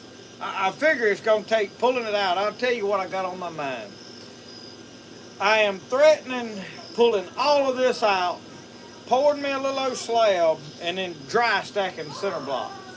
Like the paver blocks, the solid ones, Yeah. and doing a dry stack. I've seen them on the internet, and I could do that easy. And then I could drop that same chimney down on it somewhere, you know, Yeah. stack the rocks up pretty high and then run that same chimney through my hole. And then if it drafts fairly decent, I could screw them stone thing, you know, that liquid nails and put them stone panels to it, make it look like a stone fireplace. I'm just wondering, is it because your stack's all the way at the front? Well, see, that tapers up to a square and then so I don't know. And it's very possible that it is. I don't know. I ain't no wizard I think it's because it ain't airtight down here to where it can pull. Because usually if you get heat rising, it'll pull air, won't it? Yeah. I know a real fireplace ain't slanted at the back, it's flat and then it rolls. And something about that roll helps, but I don't know. Yeah, well, I was just thinking of old fireplaces and houses, you know, it comes out the back, and then like the old wood burning heaters, you know, they had a part that come out the back, and generally went into most fireplaces, Yeah. you know. And they draft fine, going straight. See, like that one in my house don't draft good. It comes right up the back, and I tapered it up there to try to make it pull, and then it goes straight out the back. And a lot of people, you know, and I think possibly too it don't draft good because it runs straight out the back. But all them old Ashley wood burning heaters, I got a pipe out yonder running 6 or 8 feet to that smokehouse, and it drafts fine. I can leave the door wide open and it'll sit there and draft. Yeah. So I don't understand. Some of it don't make sense to me. I don't know what. Well, that's where we had one of those Ashley wood burning heaters growing up. And Yeah, that's what the we one at used, South Yonder is what we grew up with. and it never had a problem with it smoking up the house. But I got to get everything kind of. I don't know. I may wind up putting me some red dirt in here, and I had thought about laying pavers everywhere. But my Lord, by the time you buy enough pavers to do it, you could have poured a slab. Yeah, yeah, that's a big porch. But I got to do something. That grass and stuff. I mean, you can't sweep, you can't clean, you can't do nothing. Somebody, Darlene said that you was gonna get eat up by mosquitoes in them short sleeve breeches. Yeah, well, they've hit my ankles a few times. I tell you what we can do. We got one of these citronella candles. I thought it was going to be a good bit worse. Okay. Uncle Sasquatch told him you was from Mississippi, you was used to it. Oh, yeah. Yeah. He's actually from Alabama now. He drove all the way up here from Mobile to be on the live tonight. Not really, but Long way for a pork chop, ain't it? yeah. I thought Michelle was gonna get us a steak, but she got stingy on us when she got to the grocery store. I don't know how them steak would have turned out. over in that fryer. We're gonna have to go back to our roots and fire the grill up on everything. Yeah. I used to put everything on the grill. There wasn't nothing I wouldn't throw on the grill. And I got plenty of wood to cook on. I don't know why I don't cook on it more. That's what I grill. I do fry some fish, but my wife's done got she's great at frying fish, so she'll fry it inside, and it turned out just as good or better than what I do out on the cast iron, because she cooks it more often than I do now. I grew up cooking on cast iron, and that's what I like to cook on for the most part. My problem with this live is I get to trying to get too much done, and I got a time frame. I'm trying to get it, you know, and you get in a rush, and that's the worst mistake you can make. And I do it too often, trying to do too much at one time. And Rosco, I don't know what you want, but you pacing and walking. So you're going to get in that fire and it's going to singe that tail. And then you're going to be like them foxes that Samson had. You'll be up here in my lap directly. I feel like that's what's on his mind right now. Ain't Looks it? like it. It's on his mind. He's thinking, can I get away with it? Yeah, look. Come on. That's all he needed. A little bit of approval from Daddy, and that's all he wanted. Now, what are you up here gonna do? What? He ain't left my side, y'all. He said you ain't leaving me again like that for a week straight. Next baptism tour had to be cut shorter than this one, for Roscoe's sake. Somebody said I'd take him with you. I don't think he'd ever made 2,500 miles in the truck. 6 days. I don't think he'd have handled it. We took our 2 dogs with us on vacation a few times. It's an ordeal. We take 2 separate vehicles, the wife and kids in one, and me and the dogs in the other. Well, then you can't stay nowhere. Well, that's the trouble trying to book somewhere that's pet friendly. Yeah. Yeah. Now, if you go camping, you can kind of pull it off. But I can't get Michelle to camp much. She wanted to try it, and then she was like, And I ain't pulling that camper all over the United States. Yeah, well, and that's the thing for me, to take my tent camping, they'll be ran off just as soon as I turn my back, and they'll be gone. I'd be trying to put... Well, we took him to Pickinsville in the camper, and you can't just let them run loose in a campground. Yeah. So you put him on a chain. Well, every time you tie him to do something, now he's fine when I put him in the boat and we go out on the water, he's content. He'll lay down right there, won't move. But if we sit there at the campground, he will not lay right there. He wants to run around and nose everywhere. And too many other dogs is peed everywhere, and he's got to go check everything out. And so we had a time with him last time we carried him this spring to Pickinsville. I'm gonna have to get this where I can see what's going on. What? I didn't tell you to get up. Oh, he had an itch needing scratching. Your phone laying over there on the other side of that red van. That's what you want. I seen it when I got up. I was going to get it and try to look, comment on that. Well, I had to hold it way out here to read them. Darlena asked who you was. Uncle Sasquatch doesn't filled her in though, because I'm slow on keeping up with the questions. And anyway, this is Jeffrey Gray from Great Outdoors YouTube channel. He lives down on the coast, down in Mobile, and fishes and stuff, but he's got a camp, an off-grid camp up here in Neshoba County, because he's originally from here. We went to school together and all. But he's got an off-grid camp. He comes up here in some land and he's working on, and he's doing some videos on that. Very interesting. Check it out, Great Outdoors.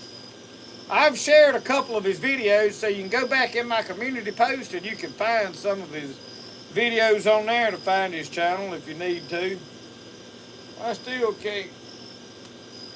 Rhonda, we got that marshland mosquito spray. It is, it's down there in, we had it yesterday. When I was filming, me and Brody was filming building a fire, that's what I had on. I sprayed that on yesterday. So I don't know if it's in the shed or in the buggy now. I don't know where it's at. I can't keep none of them up here though. They always wind up in a tackle bag or in the buggy glove box or somewhere. I'm gonna wind up in the swamp. So that's where I get each slam up. I can fight them up here. Yeah. I've generally just been building me a fire, you know, out at the camp, get a bunch of pine straw on it, get it smoking real good, and get some scattered out away from directly right around the tent area. And hadn't been too bad, but you know, some nights are worse than others, of course. But. Philip Greer, you right. The older you get, the longer your arms has got to be. You ain't started experiencing it yet. You see it. The eyesight stuff. Oh yeah, no, not yet. I mean, I right there, I can make out some words, but they scrambled. I get it right there, and I can read it pretty clear. But I think now my vision way out there is starting to get a little bit wonky. I hate to have to go to glasses all the time. Yeah, I'll have to just get prescription put in my sunglasses. And well, my problem is that my sunglasses stay up here most of the time for a fashion statement. yeah, Now I don't know. It's something about the dimness of them. Once they dim, I'm like I can see better if it's. But then, like driving, I'm like, holy, you know, I gotta have my sunglasses. So I don't keep them on my eyes all the time, but I like them right there where I can. Oh, I need my glass. You know, I don't know. I'll have days I put them on at 7 a.m. when I walk out the door, and they don't come off till 9 p.m. when I walk back inside. You like me then? You got coon eyes. Oh yeah, yeah. Mine's a bandana. My forehead's solid white. Yeah. It's white. Looks like panda head or something, you know.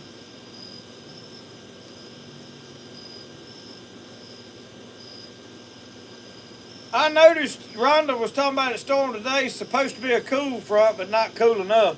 I noticed that we were going to be in the 90s, low 90s, a day or two, and then it's supposed to drop back down again through this week. So I'm gonna tell y'all, I woke up in Wheeling, West Virginia that one morning, and it was 50 degrees outside. And I put on that insulated flannel shirt that I had took with me because I said, this is what I'm carrying for a jacket because I won't need more than that, and I didn't. Had a t-shirt on, and I threw that flannel shirt insulated over it. And man, that was so wonderful. I was like, I'm so ready for this. Somebody was like, why you got a coat on? And I've been looking forward to wearing a coat all year. Don't take this from me. Yeah, it wasn't that I needed it, I wanted it.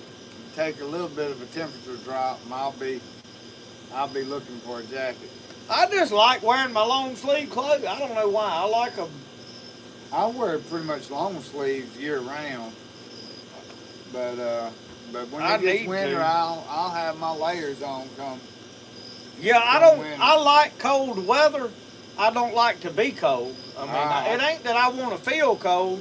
It's that I can deal with cold weather better than I can hot weather. We fixing to have to remedy another situation. I get cold, and it's game over for me. I'm ready to get somewhere and get warm. That's all I can Rosco, I focus hate on. to mess you up, but I got to get up, bud. But when I get cold, I gotta go done. fix you. The phone's dying. I gotta go. Hook this to the. You gonna let me get up? You gonna let me? Maybe. I'll let you get back up here.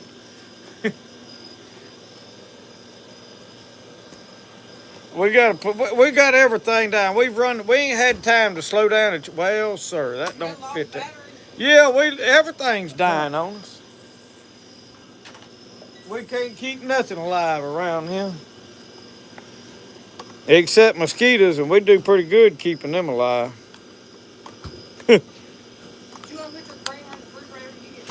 No, He'll forget it. I'll take another cup of that coffee if there's still some in there. There's plenty. If they ain't, we got a whole can. I'm hoping that is charging 40% on that thing, so that ought to last the rest of the night. We hoping it is juiced up. Rosco, you want back up here? I know you do. Come on. Come on. So You getting up in? No? Okay. Oh, let's see where I was at now. Thomas Shepard, good night. Glad you joined us. Uncle Sasquatch said it was 52 there Wednesday mornings. Miss Rhonda, I got in there last night after watching and editing all the baptism stuff, and my hair sticking every direction.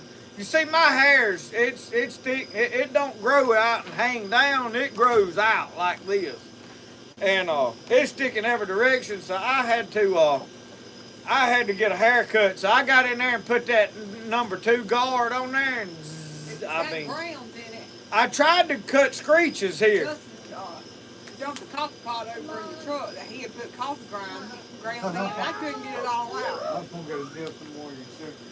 Yeah, what? Hey, do you want to help us I'm build a good. brush shelter? I don't really want to build a brush shelter. I think I'm just going to bed. hey, get his here. We running out of stump room over here. Please, ma'am. She done got in her pajamas. She didn't want to be on camera. No. But I got on camera for a minute.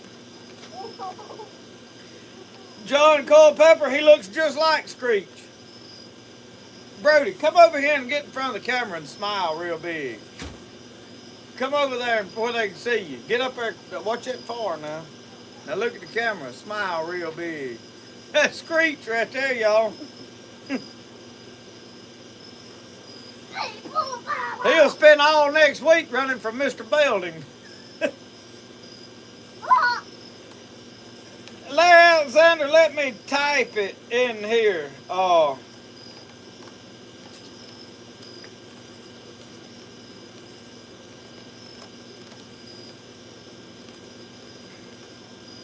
I don't know if it's got an E on it or not.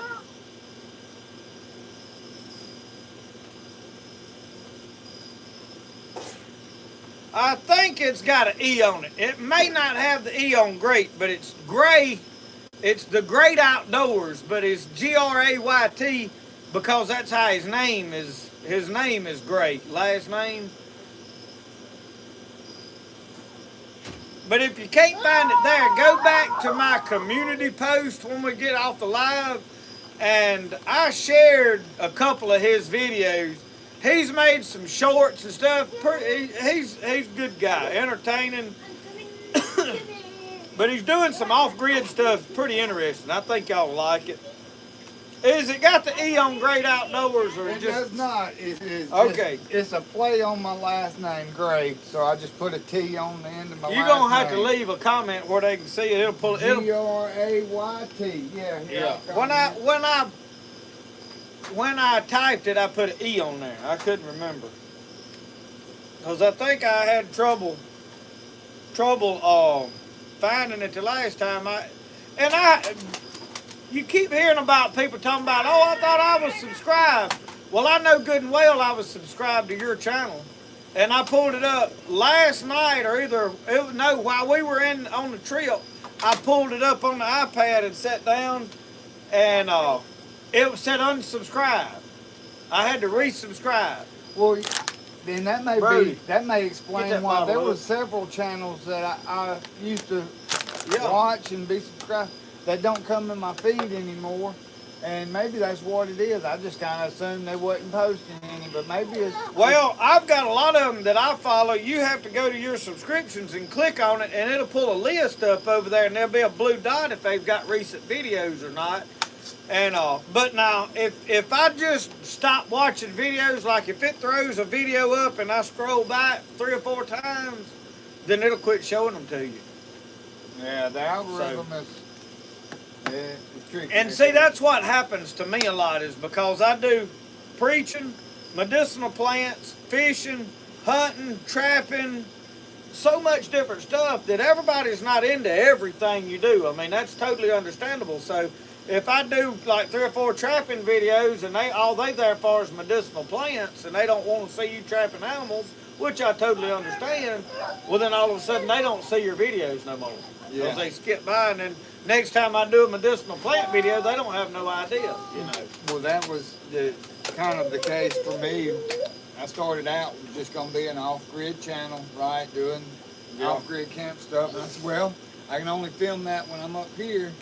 And so I start mixing in fishing videos and stuff, and I can tell the difference in the view count or whatever. But you know, it's The whole deal with YouTube is you got to film what you enjoy, and you got to be real and be yourself, and that's it. And either people's gonna like it or they don't.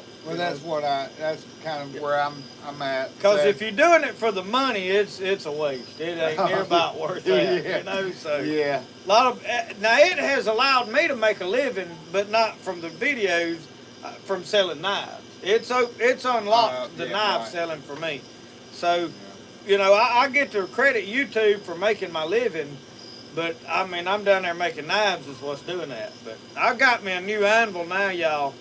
I got me a new anvil. We fixing to start forging some show enough tomahawks. I'm ready to get out there because I didn't have that hardy hole to drift my stuff through, and I needed it. So we fix to go pounding on steel, and the weather's gonna drop, temperature's gonna drop. I'm excited to get in my shop now. I've been away from it for a week. I ain't got to make nothing in a week, so I'm like, all right, I'm itching. yeah. But now I got to reset up my anvils and all. Next thing I got to do is I have got to finish my bow. It's time. I got to get my bow finished and start shooting it. Lucky, are you lost out here?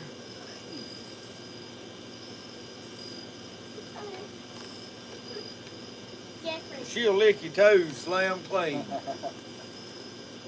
That is Lucky. For those of you that don't know, that's the Chihuahua that we've had for, oh Lord, 12 years now probably. She's getting, we probably won't have her no great lot longer. I mean, she's getting older and losing control of functions at not like just at any time, but like she'll just go in the house. We'll find wet spots in the house occasionally. But if you're going to have dogs in the house, do not put carpet or rugs in there. Just don't. Slick floors and mop, you're done. I mean, that's just the only way it can be. We've got tile throughout the whole house. Yep. Hey, buddy. Will I help us build a brush shelter tomorrow? Brody's on that brush shelter. Hey, your dad was telling me about it. Sounds like a cool project. James Hannigan, good night. Are you gonna help us build it? I might have a bunch of logs for you It's to ma'am, I use. know. I posted a new video. Michelle said she's got a new video up. When we get off the live, y'all go watch look. it.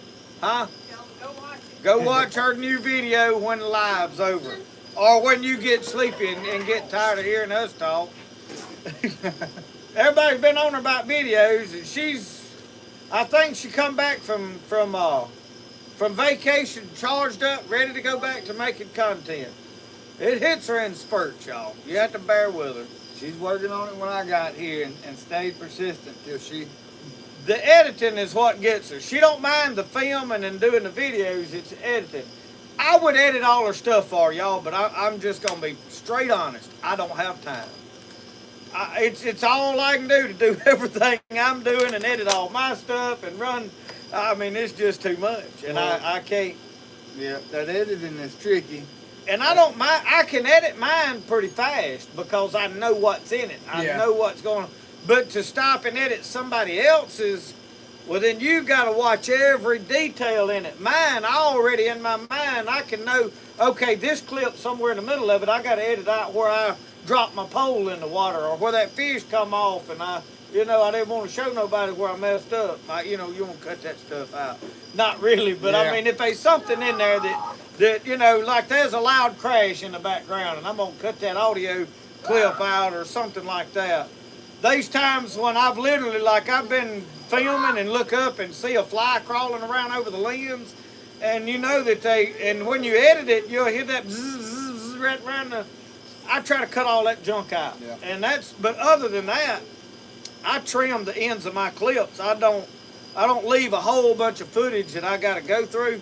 And obviously, when you're doing that, sometimes stuff like a fly crawling on the lens slips through the cracks and it winds up in a video. But I don't hard edit everything. In other words, I don't and there's times when I've got plenty free time, and I say, okay, today I'm gonna play with it. And I'll crop in on stuff and do some cool stuff with the video. But for the most part, if you put out a video every day, it's hard to do all that because it takes a while. I mean, well, that's what I'm trying to do, 3 or 4 videos a week, and some of them is real simple. Like I said, it's just clip the front end and some gaps where maybe I wasn't saying anything, and what I was doing wasn't very interesting. It's just repetition stuff. You know, cut that stuff out.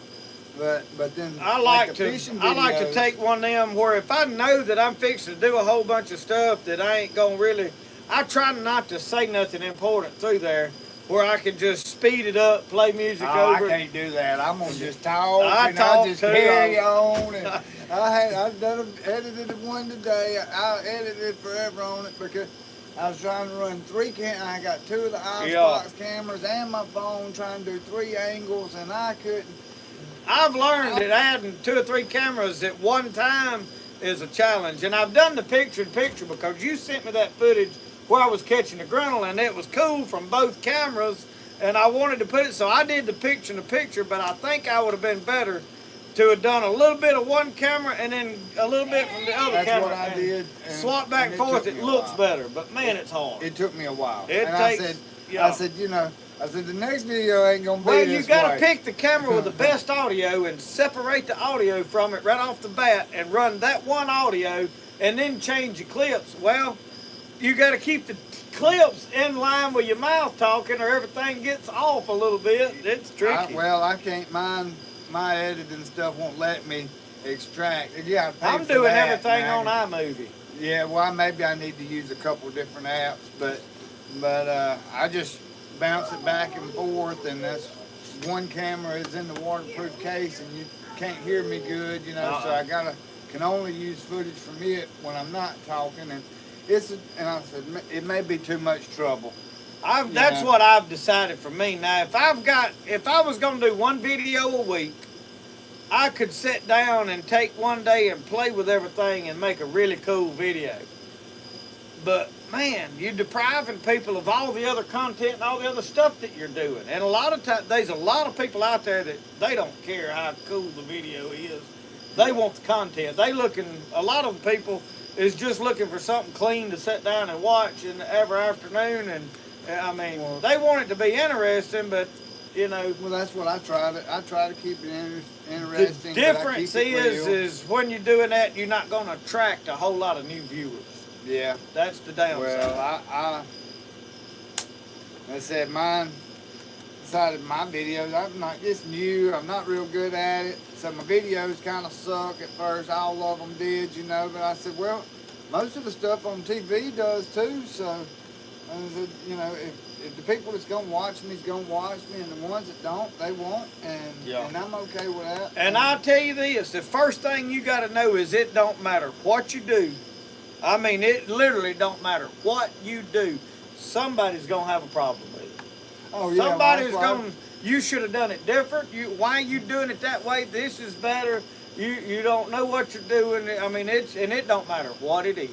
That's what I've actually posted a short today, and purposely said this is the best way to do it. I don't care what you. I said I'm here to argue about it. I don't care how you it don't matter. But I knew somebody was gonna be real quick to fire on, so I just beat them to the punch.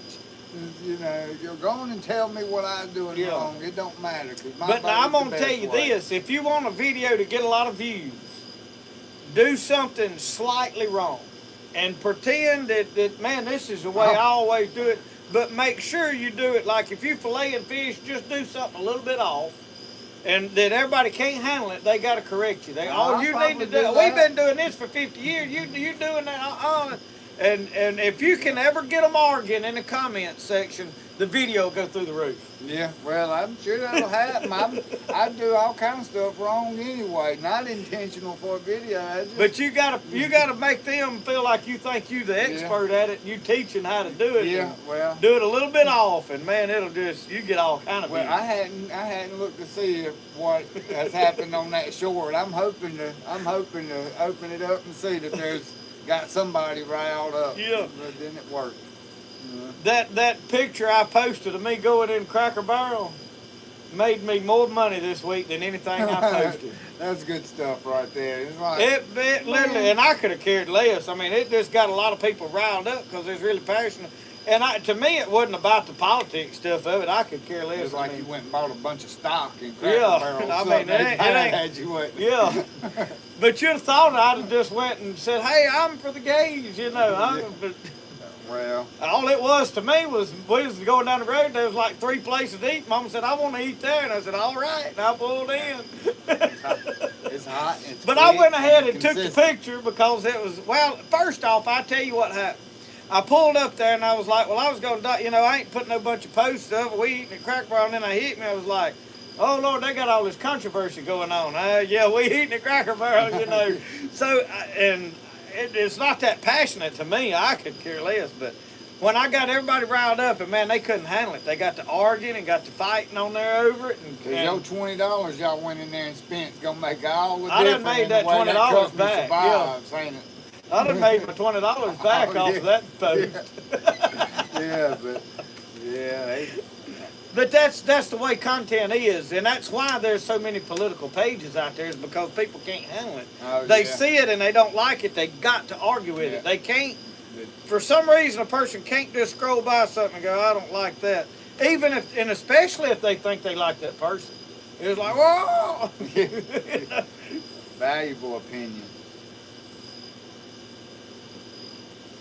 John Culpepper, I told him earlier, I said, the only thing that a place has really got to be is better than what's around it. That's all. It ain't got to be the best place in the world. Because I'm going to tell y'all, they ain't no way I'm leaving the house and Mama's cooking to go to town and eat food in town. It just don't work that way. I think I've eaten at Cracker Barrel twice, maybe this whole year. Yeah. No, I bet this is the first time this year. Because there's one in Tupelo or somewhere up there we eat at every once in a while. We deliver in pottery.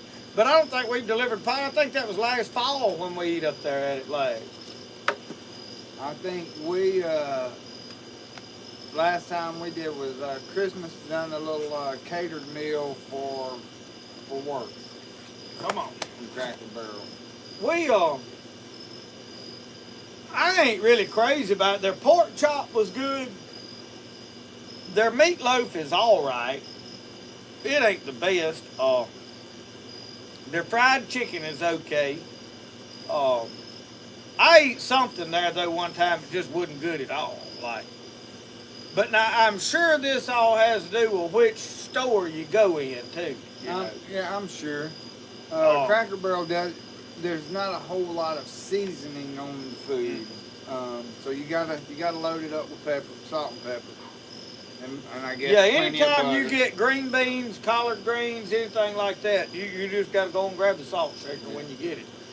But now we eat at that buffet over there in Statesboro. If you ever back over there around Statesboro, they got a dinner buffet at that Old Country Buffet, and that was good. I mean, it was country cooking. Their fried chicken was like Mama would have fried it. Okay. It wasn't like, you know how a lot of it's got a lot of crust like my pork chops did, but Mama's didn't ever have all that. It just had a light crust on it and it was just good. That's how that was. And the mashed potatoes was good. I got some collard greens. They needed a little bit of salt, but they was good. Something else I got, and I got fried okra there, and it was good. I was like, well, you know, this is impressive because a lot of times when you walk into a country buffet, well, it's country buffet, but it ain't like what you eat at home. Yeah. You know, it ain't near about that. Well, this one was pretty good, and it was in an old Ryan's steakhouse. Oh, They had yeah. bought out of Ryan's and put it in there. So it was a big building. I'm like, man, I'd give anything we had one of these in Philadelphia, Mississippi. It'd sell out. I mean, they wouldn't be able to keep food. But we can't keep nothing like that. We don't have nothing here, y'all, but Mexican and Chinese or fast food. I think we got a Ronnie's Steak and Grill that's open just on the weekend some now. We've got Tootie's and we got City Limits. And I think that's the only 3 American restaurants we've got here. Yeah, I can't think of I think that's it. We had several for a while, And on Tuesdays, you can go to the stockyard and they got a good meal.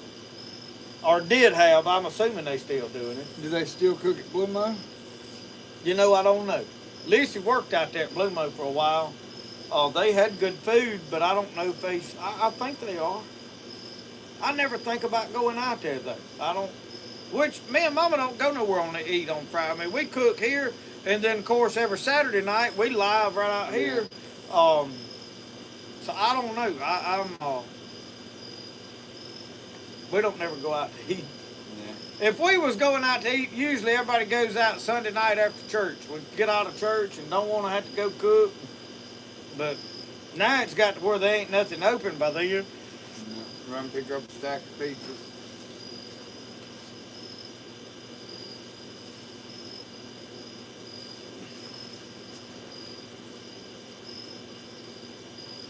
Yeah, I generally, when I'm out on the road, I try to find those local mom and pop meat and three type places. You know? See, that was another thing on these comments on that post I made. Everybody's like, nope, I'm supporting mom and pops. Well, I'm all about supporting mom and pops. But after when you're out on the road, you can't hardly find it. No. I mean, they close at 6 o'clock and 7 o'clock, or some of them only open for lunch. And it has to be there for you to support it. Yeah. I mean, and that's just, and I'm gonna tell y'all, it's a struggle for most people to take a restaurant and make money. They'll start out with good food, and then I don't know what happens because I've never run a restaurant, but either they get greedy because either the food quality goes down or the prices go up. Something happens there, and then they ain't in business long because everybody stops going, and I don't know. They just don't. None of them ever last about a year, and then they done. Yeah, I think a lot of times they start the restaurant because of the passion, and then realize in order for it to stay open, it also has to be profitable. Yeah. And so and then I'm sure Uncle Sam puts a hurt on them at the end of the year. Yeah. So. Yeah, I'm sure that some of it is just people that are great cooks but have never ran a business. Right? Yeah. Just didn't know what all went into it. It's took me forever to figure business out. You know, we've been running our own business for about 5 or 6 years now, and I still ain't good at it. I mean, we started in 19. I quit my job after Christmas of 19. When I got this house paid off, I built everything, and I got down to we needed a little bit of money to finish up some stuff so we could get moved into Christmas. And I was working, doing metal roofing, and my uncle loaned me enough money to finish it. And I think I borrowed $8,500, and I worked till I paid that back off. And when I got that paid off, we went and borrowed money to buy a truck. And we bought that truck and quit my job. But we bought it, thought we was going to be pulling that box trailer doing pottery shows. I thought we were going to be going and setting up, selling pottery at festivals and all this stuff. And man, we went and done that show in Biloxi, the wholesale market show, and we picked up 12 stores right off the bat. So we went full headlong into wholesale pottery, and we never did nothing but tis the season up here, the Christmas thing, and I think we're gonna do it this year. Yeah. Okay. I'm probably gonna try to have a bunch of knives made for tis the season. I'm gonna attempt it. I got a bunch of new saw blades. Mr. Walter Coleman has hooked me up with some saw blades out of the sawmill. And those big circular sawmills, and they got a big old hole in the center that like they fit on geared teeth. And they're about the same thickness as the knives I've been making. So I'm going to get down there and I'm going to make me a Jonah out of it. I don't have a Jonah anymore. I've got a thick bladed Jonah, but I'm not happy with the grind angle that's on it. It's more bushcraft design than it is like staying sharp and cutting. So I'm fixing to make me another thin bladed Jonah knife. And I don't know what wood I want to put on it. But I'm finna make me another and heat treat it, and I'm gonna tote it for a little while so I can see how the metal holds up. And if it performs like it ought to, I got a whole nother steel to start using. So he'd give me a stack of them too. Oh, maybe that doesn't work out then. What, bud? When we When you want want to build that hut. to build that brush shelter, but come up here and let's talk about it. That's what we need to do. You need to. What we gonna do about a brush shelter? We gonna camp out in it? Yeah. You afraid the red bugs is gonna eat us up in it? You can go put this creamer up real quick. So I'm gonna put brush on it, We're gonna put brush on it. and then we're gonna put what we're gonna put inside of it. I don't know, but I'm gonna tell you what I'm for. If we're gonna camp out down there, I'm for putting a rope up there and tying a tarp to it and staying under it. We're gonna put a tarp over it too. So We'll just build this shelter because it looks cool. How about that? yeah, but You can play in it some, but I'm afraid the red bug's gonna eat us up in it. Reckon? I tell you what, we go down there and spray it. I reckon with that 38 plus, it's basically permethrin. I think we could probably soak it down with it and let it sit for about 3 or 4 days before we sleep in it. Would be all right. Might kill all them red bugs out of it. I just don't like to get sleep in red bugs. tar over it. Huh? Tar over it. We're not gonna need a tarp. Y'all want us to film building a brush shelter? Brody is all excited about building a brush shelter. We filmed a little of it the other day. I hadn't edited it and all. So we'll have to edit it. Yeah, tomorrow after church, that's when I'm gonna finish it. And then They want to see us film it, Brody. We're gonna film building the brush shelter. We've already got it started, but probably what I'm gonna do is and I'll probably, instead of trying to chop everything with an axe, I'll probably take my little chainsaw and cut us some poles and saplings out with it. I'll use that little electric saw because we was used some dead limbs and propped them up, and I'm afraid it ain't gonna hold up good. So anyway, we will try to get a video made doing that. He run off on me. I mean, he just up and run off on me.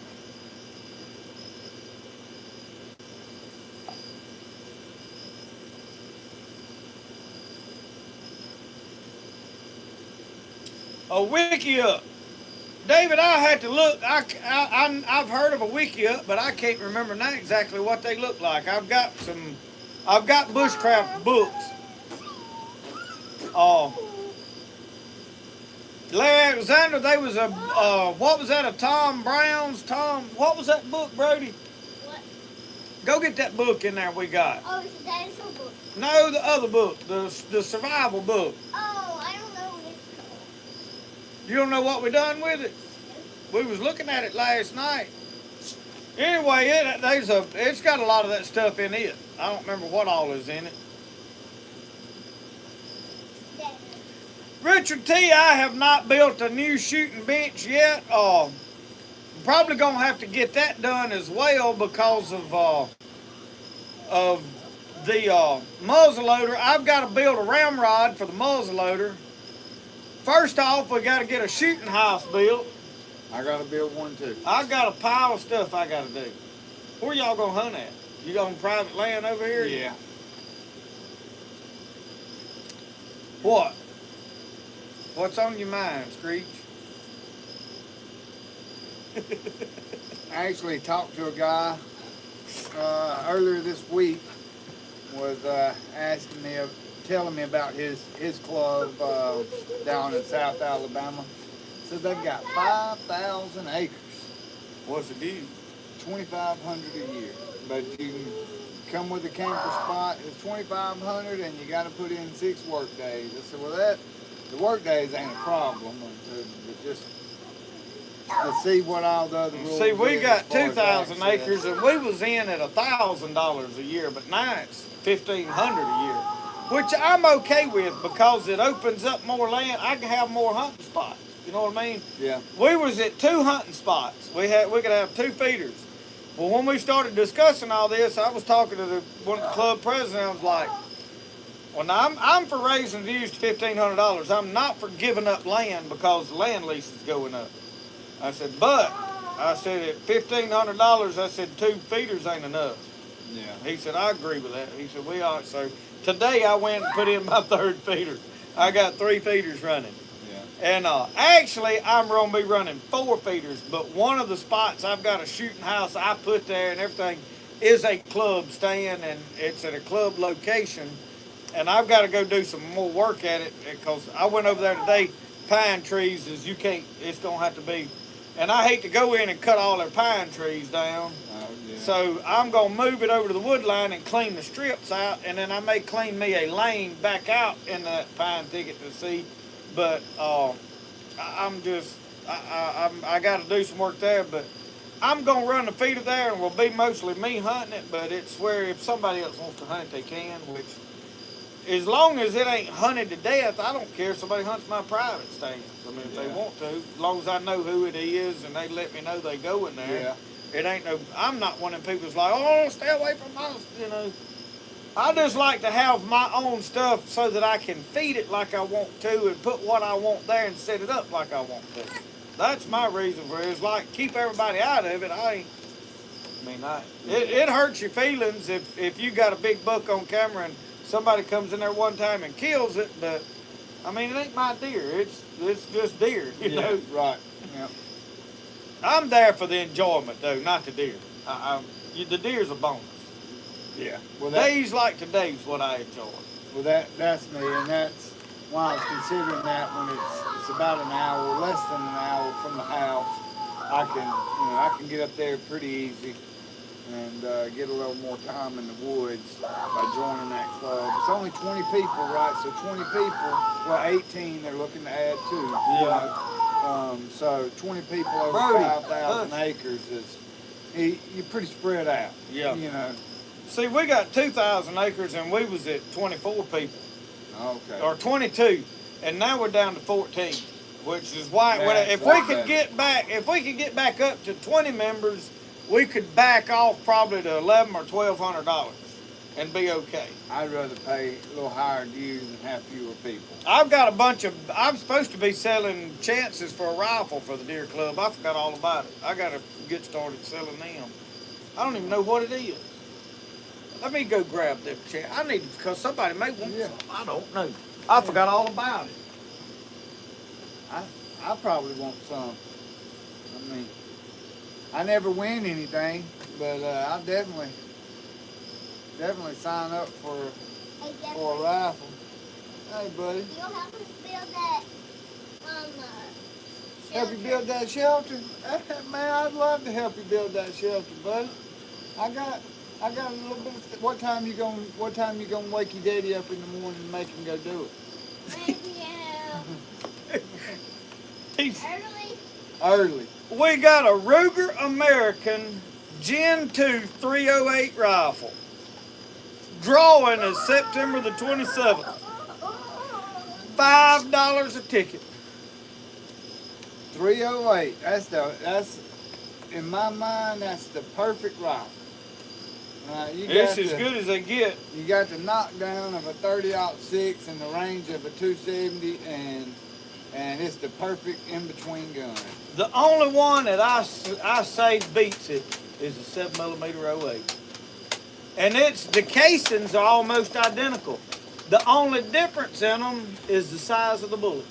You got a 30 caliber bullet, and the 7mm is closer to. Is it closer to 27 or is it? I can't remember what the diameter of it is. We got all the dies to reload, but it's been a while since I've been over there, so I better not say I sound like an idiot. But that's the only difference is the bullet size is slightly different. The casing and the amount of powder and all is you can actually, in fact, we have loaded. You can load one in the other, but one you can't because when you stretch your neck out too much, it'll split it. But one of them you can crease it down to the other caliber. So I think you can. I think 7mm is a little smaller than 30 caliber. I think it's closer to 27 caliber or something. I'm not. Yeah. It's something like that. Somebody will probably. That's what I was fixing to say. Yeah. Somebody probably quick. Uncle Sasquatch probably knows off the top of his head, but there's a lot of these other guys that.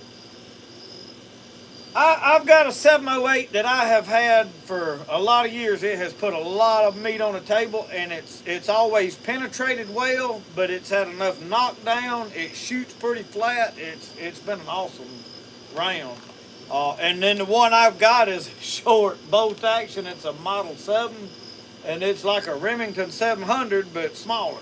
Yeah. And that was my first rifle, and that's probably what I'll hand off to him when he gets ready.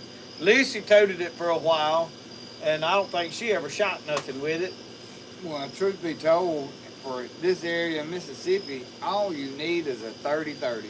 It will get the job done on anything you try. Most 7 millimeter is 28 caliber, .284 they said. Okay. Yeah.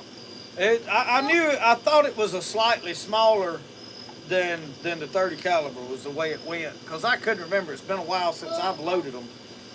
But I like it. But now I've got a 308 in there. The one I've got is the triangle barrel 5R rifling Remington 700 with tactical stock and all that stuff. It's got a loophole scope on it. I'm gonna say that's so much. It'll gun reach out for there. here. It'll outshoot me. I'm gonna say for here. I mean, But if it's a you're up heavy. It's a shooting hunting in the hills where you're trying to shoot from one peak across the valley to the other side of the hill or something, Yeah. up in the Dakotas.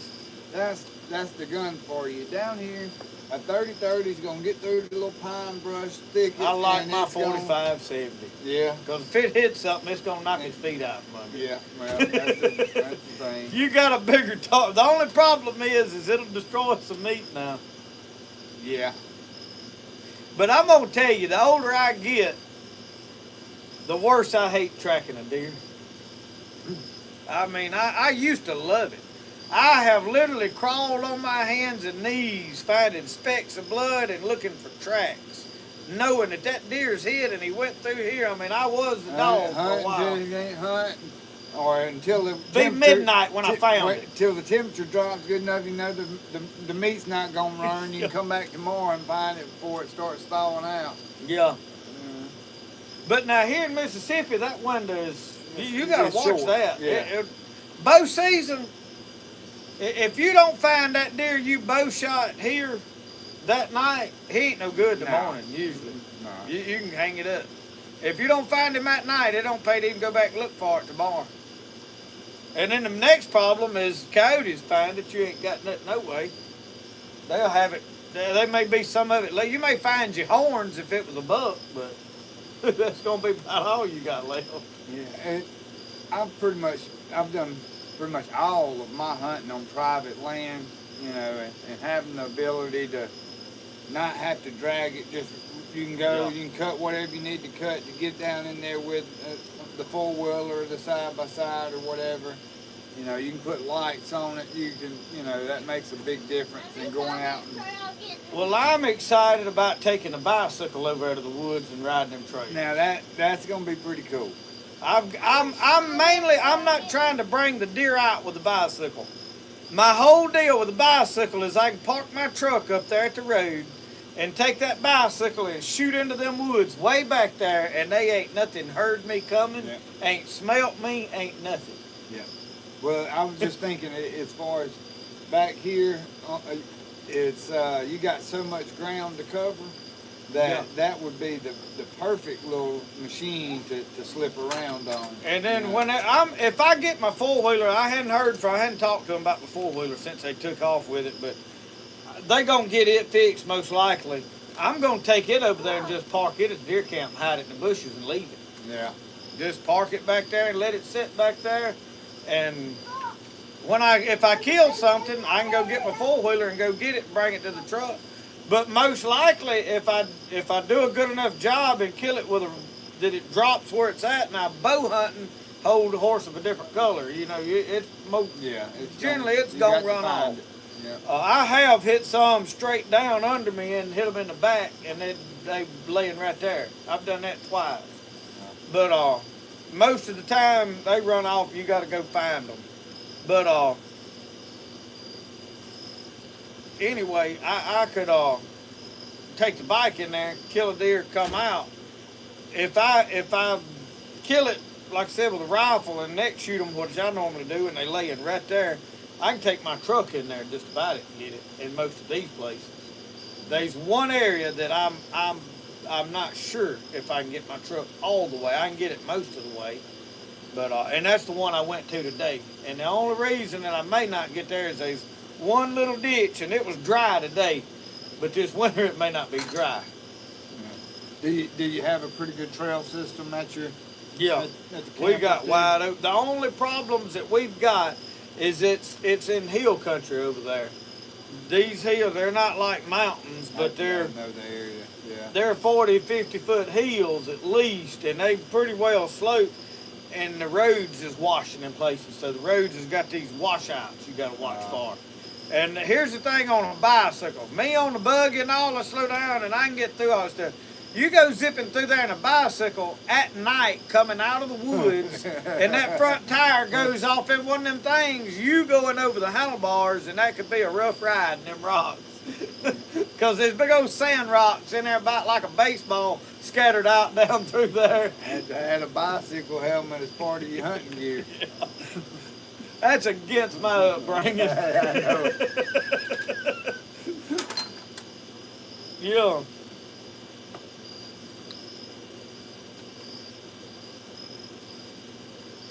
JL327 said, I learned to quit looking for the best cartridge and concentrate on waiting for a good shot. And that's all the truth in the world right there. I agree with that wholeheartedly. Yeah. Yeah. And the right shot, you can go with the 22. I have put a lot of meat in a cooler with a 17 HMR. I hate to admit that on camera, but over the years when I was in my outlaw days, I was running a trap line back then, and I bought that thing to tote because it would kill about anything that walks and crawls. And I'm talking about from a squirrel to a hog. And I won't never forget, one day I was walking right back here, and I had set a couple of coyote snares in a fence. Because you could see where them coyotes was crossing. You look, and their hair's all gummed up on the barbed wire fence. So I just dropped me a snare right there and hooked it to the barbed wire fence. And everybody was like, oh, don't hook it to that barbed wire fence. Well, I found out that was the best thing to do because it had enough spring to it. They would be there. They wouldn't, if it's solid, they'll break something and get loose. Well, that barbed wire fence had enough give to it. They would, I mean, it wore them out. It was like fighting a fish on light line. Well, I was walking down that fence road one day, and I mean, I was trotting along. I was just looking at my trap, wasn't paying attention. And man, they was all of a sudden out of the bushes come a big old hog. I bet he was 150 pounds at least. And I shot him with that 17 HMR. Right there at the top of the head, that was it. But I dispatched animals with it, but I could shoot. And then one day I'd walked all the way back down to a place where the property cornered, and I was in the edge of a cutover, and I was checking traps along the edge of that cutover. And I got down there, and it was going into the edge of the swamp, and it was standing in water that was knee deep. I wasn't expecting to see nothing, and I looked up, and there was an 8-point buck standing there. And it was rifle season. I was just trotting along checking traps. I come up with that 17 and popped it in the neck. Man, that thing run off, and I said, man, I bet I ain't gonna get that one. I walked out there, and man, I started seeing blood and bubbles on top of the water. About 50 yards out there laid my deer. 8-point buck with a 17 HMR. So yeah, a well-placed shot is where it's all at. I mean, what I told you about them people today when you missed it when they were all hunting? Them animals just like that. They straight ran off with that buck. what detail? I missed half of that. Saying them folks who's watching hog hunting, that's what they did today. They shot it and it ran off just like that. Yeah, hey, and I'll tell y'all what he was watching last night. We come in and Brody wanted to play, so we had a Nerf gun war. We went back there and built a fire, filmed that. But we had the Nerf gun war right before bed. And anyway, I was wore out. We read dinosaur. I bought him a big old thick dinosaur book. It's got all the dinosaurs in it. And anyway, we got ready for bed, and I put YouTube on. We watched Joe's video that come out, and then we watched, who was it I watched? Something about, there was this Native American guy out in Arizona. He was shooting rabbits with a bow, and I was like, well, I'm going to check this out. He had made his own points like I do out of steel, them trade points. which is what I'm planning on doing. I'm gonna make all my own broadheads for my wood arrows. And he was shooting rabbits, and he'd killed this rabbit, and that was the last video I remember. But I come to in a minute, and Clay Hayes was on, and they was down there in Florida hog hunting. And that's what he got to watch, and he watched the rest of that, and them hog hunting down there before he went to sleep. Hey, come in and tell him about that. Did you find anything under your pillow this morning? Yeah. He put his tooth under the pillow last night. It was $2 $10 and $1.05. Two $10 and 1.5. Ooh, boy, you loaded up, didn't you? About lots and lots of candy with that. It's a wonder he ain't pulled that other loose tooth out. You got nothing in there? I'll pull that loose I'll tooth. pull it for you. You split the money with me. If it was like the same kind of money, You'll have enough to buy no telling what. if I get the same money as out I got today, I'll buy like all the Hey, items. why don't you come over here and stand in front of this camera and just pull it out? I bet these folks ain't never seen a boy pull his tooth out like that. It's stuck in there. It ain't stuck in there. You just ain't pulling hard enough. I know this old man, he'd been drinking a little bit, but he had a tooth getting into trouble. He took a pair of channel locks and he eased it right on out. Yeah. I worked with a fella from down in the bayou. He said he's never seen a dentist day in his life. Every tooth in his head that's been pulled has been pulled with a pair of pliers and soaked, a pair of pliers soaked in whiskey to disinfect them or whatever. And he worked on the shrimp boat. He said there ain't no dentist out there on the water. He pulled every one. Yeah. Of them.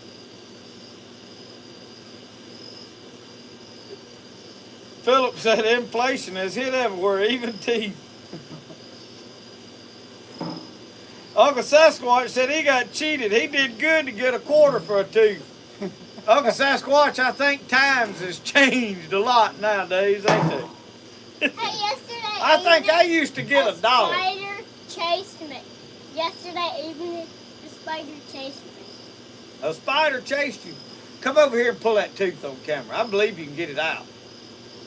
They can't see you. Don't pull it off camera. Yeah, You got to get on camera. You're going to pull it out. Get some string and a Nerf bullet and let's tie it up. Did you together get it? and You're going to pull it out. He got the other front one loose. He needs to go ahead and... I believe you can stand there and pull on it. I believe you can get it out. I think so. I think you can pull it right on out. Get that money. It won't hurt no worse than that finger today. He learned today that you don't ride with your arm hanging out of that buggy in the woods. There's one thing to hanging out going down the road, but in them woods and them bushes, that ain't a good idea, is it? Them briar thickets is tough on fingers. Lord help y'all, it is 9:37. Woo! We've been on here for 2.5 hours. Time flies when you're having fun. Somebody else asked a while ago, I seen the comment and I forgot about who you was. We can tell we got people getting on and getting off. It's Jeffrey from Great Outdoors. Grayt, Great Outdoors. Anyway, y'all, we fixing to have to shut this all down. We can talk all night, but we fixing to have to cut the camera off. Brody's got a tooth that, if he'll pull it, we'll leave the camera on, but I don't believe he's going to do it, are you? You going to pull it? What? You going to pull that tooth? What happens if I pull it? You put it under your pillow and get some money for it? Well, what are you going to do if I pull it? What Put it difference on does it camera. make? I ain't going to do nothing. But you got to be on camera. If you do it, they want to watch you pull it. You going to do it? All I right. thought you said that we're going to wiggle it. till it Yeah, just he gonna falls wiggle out. around. He gonna accidentally knock it out. That's what happened to his other one. He was showing out in there fighting them imaginary people, and y'all, he loses a bunch of them fights. He lets them imaginary people whoop him. Cause one of them knocked his tooth out.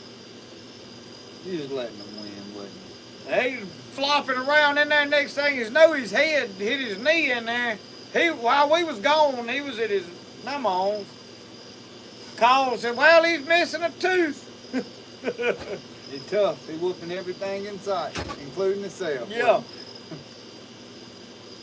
Well, anyway, y'all, we fixing to shut this all down. We've enjoyed it. We've cooked. We've bought some pork chops, and then still turned around and managed to save a day. Michelle flew in and remedied the situation, but we did find out if you start frying your meat and it ain't crusting up like you want it to, throw it back in that flour and back in the flour, and that works just as good.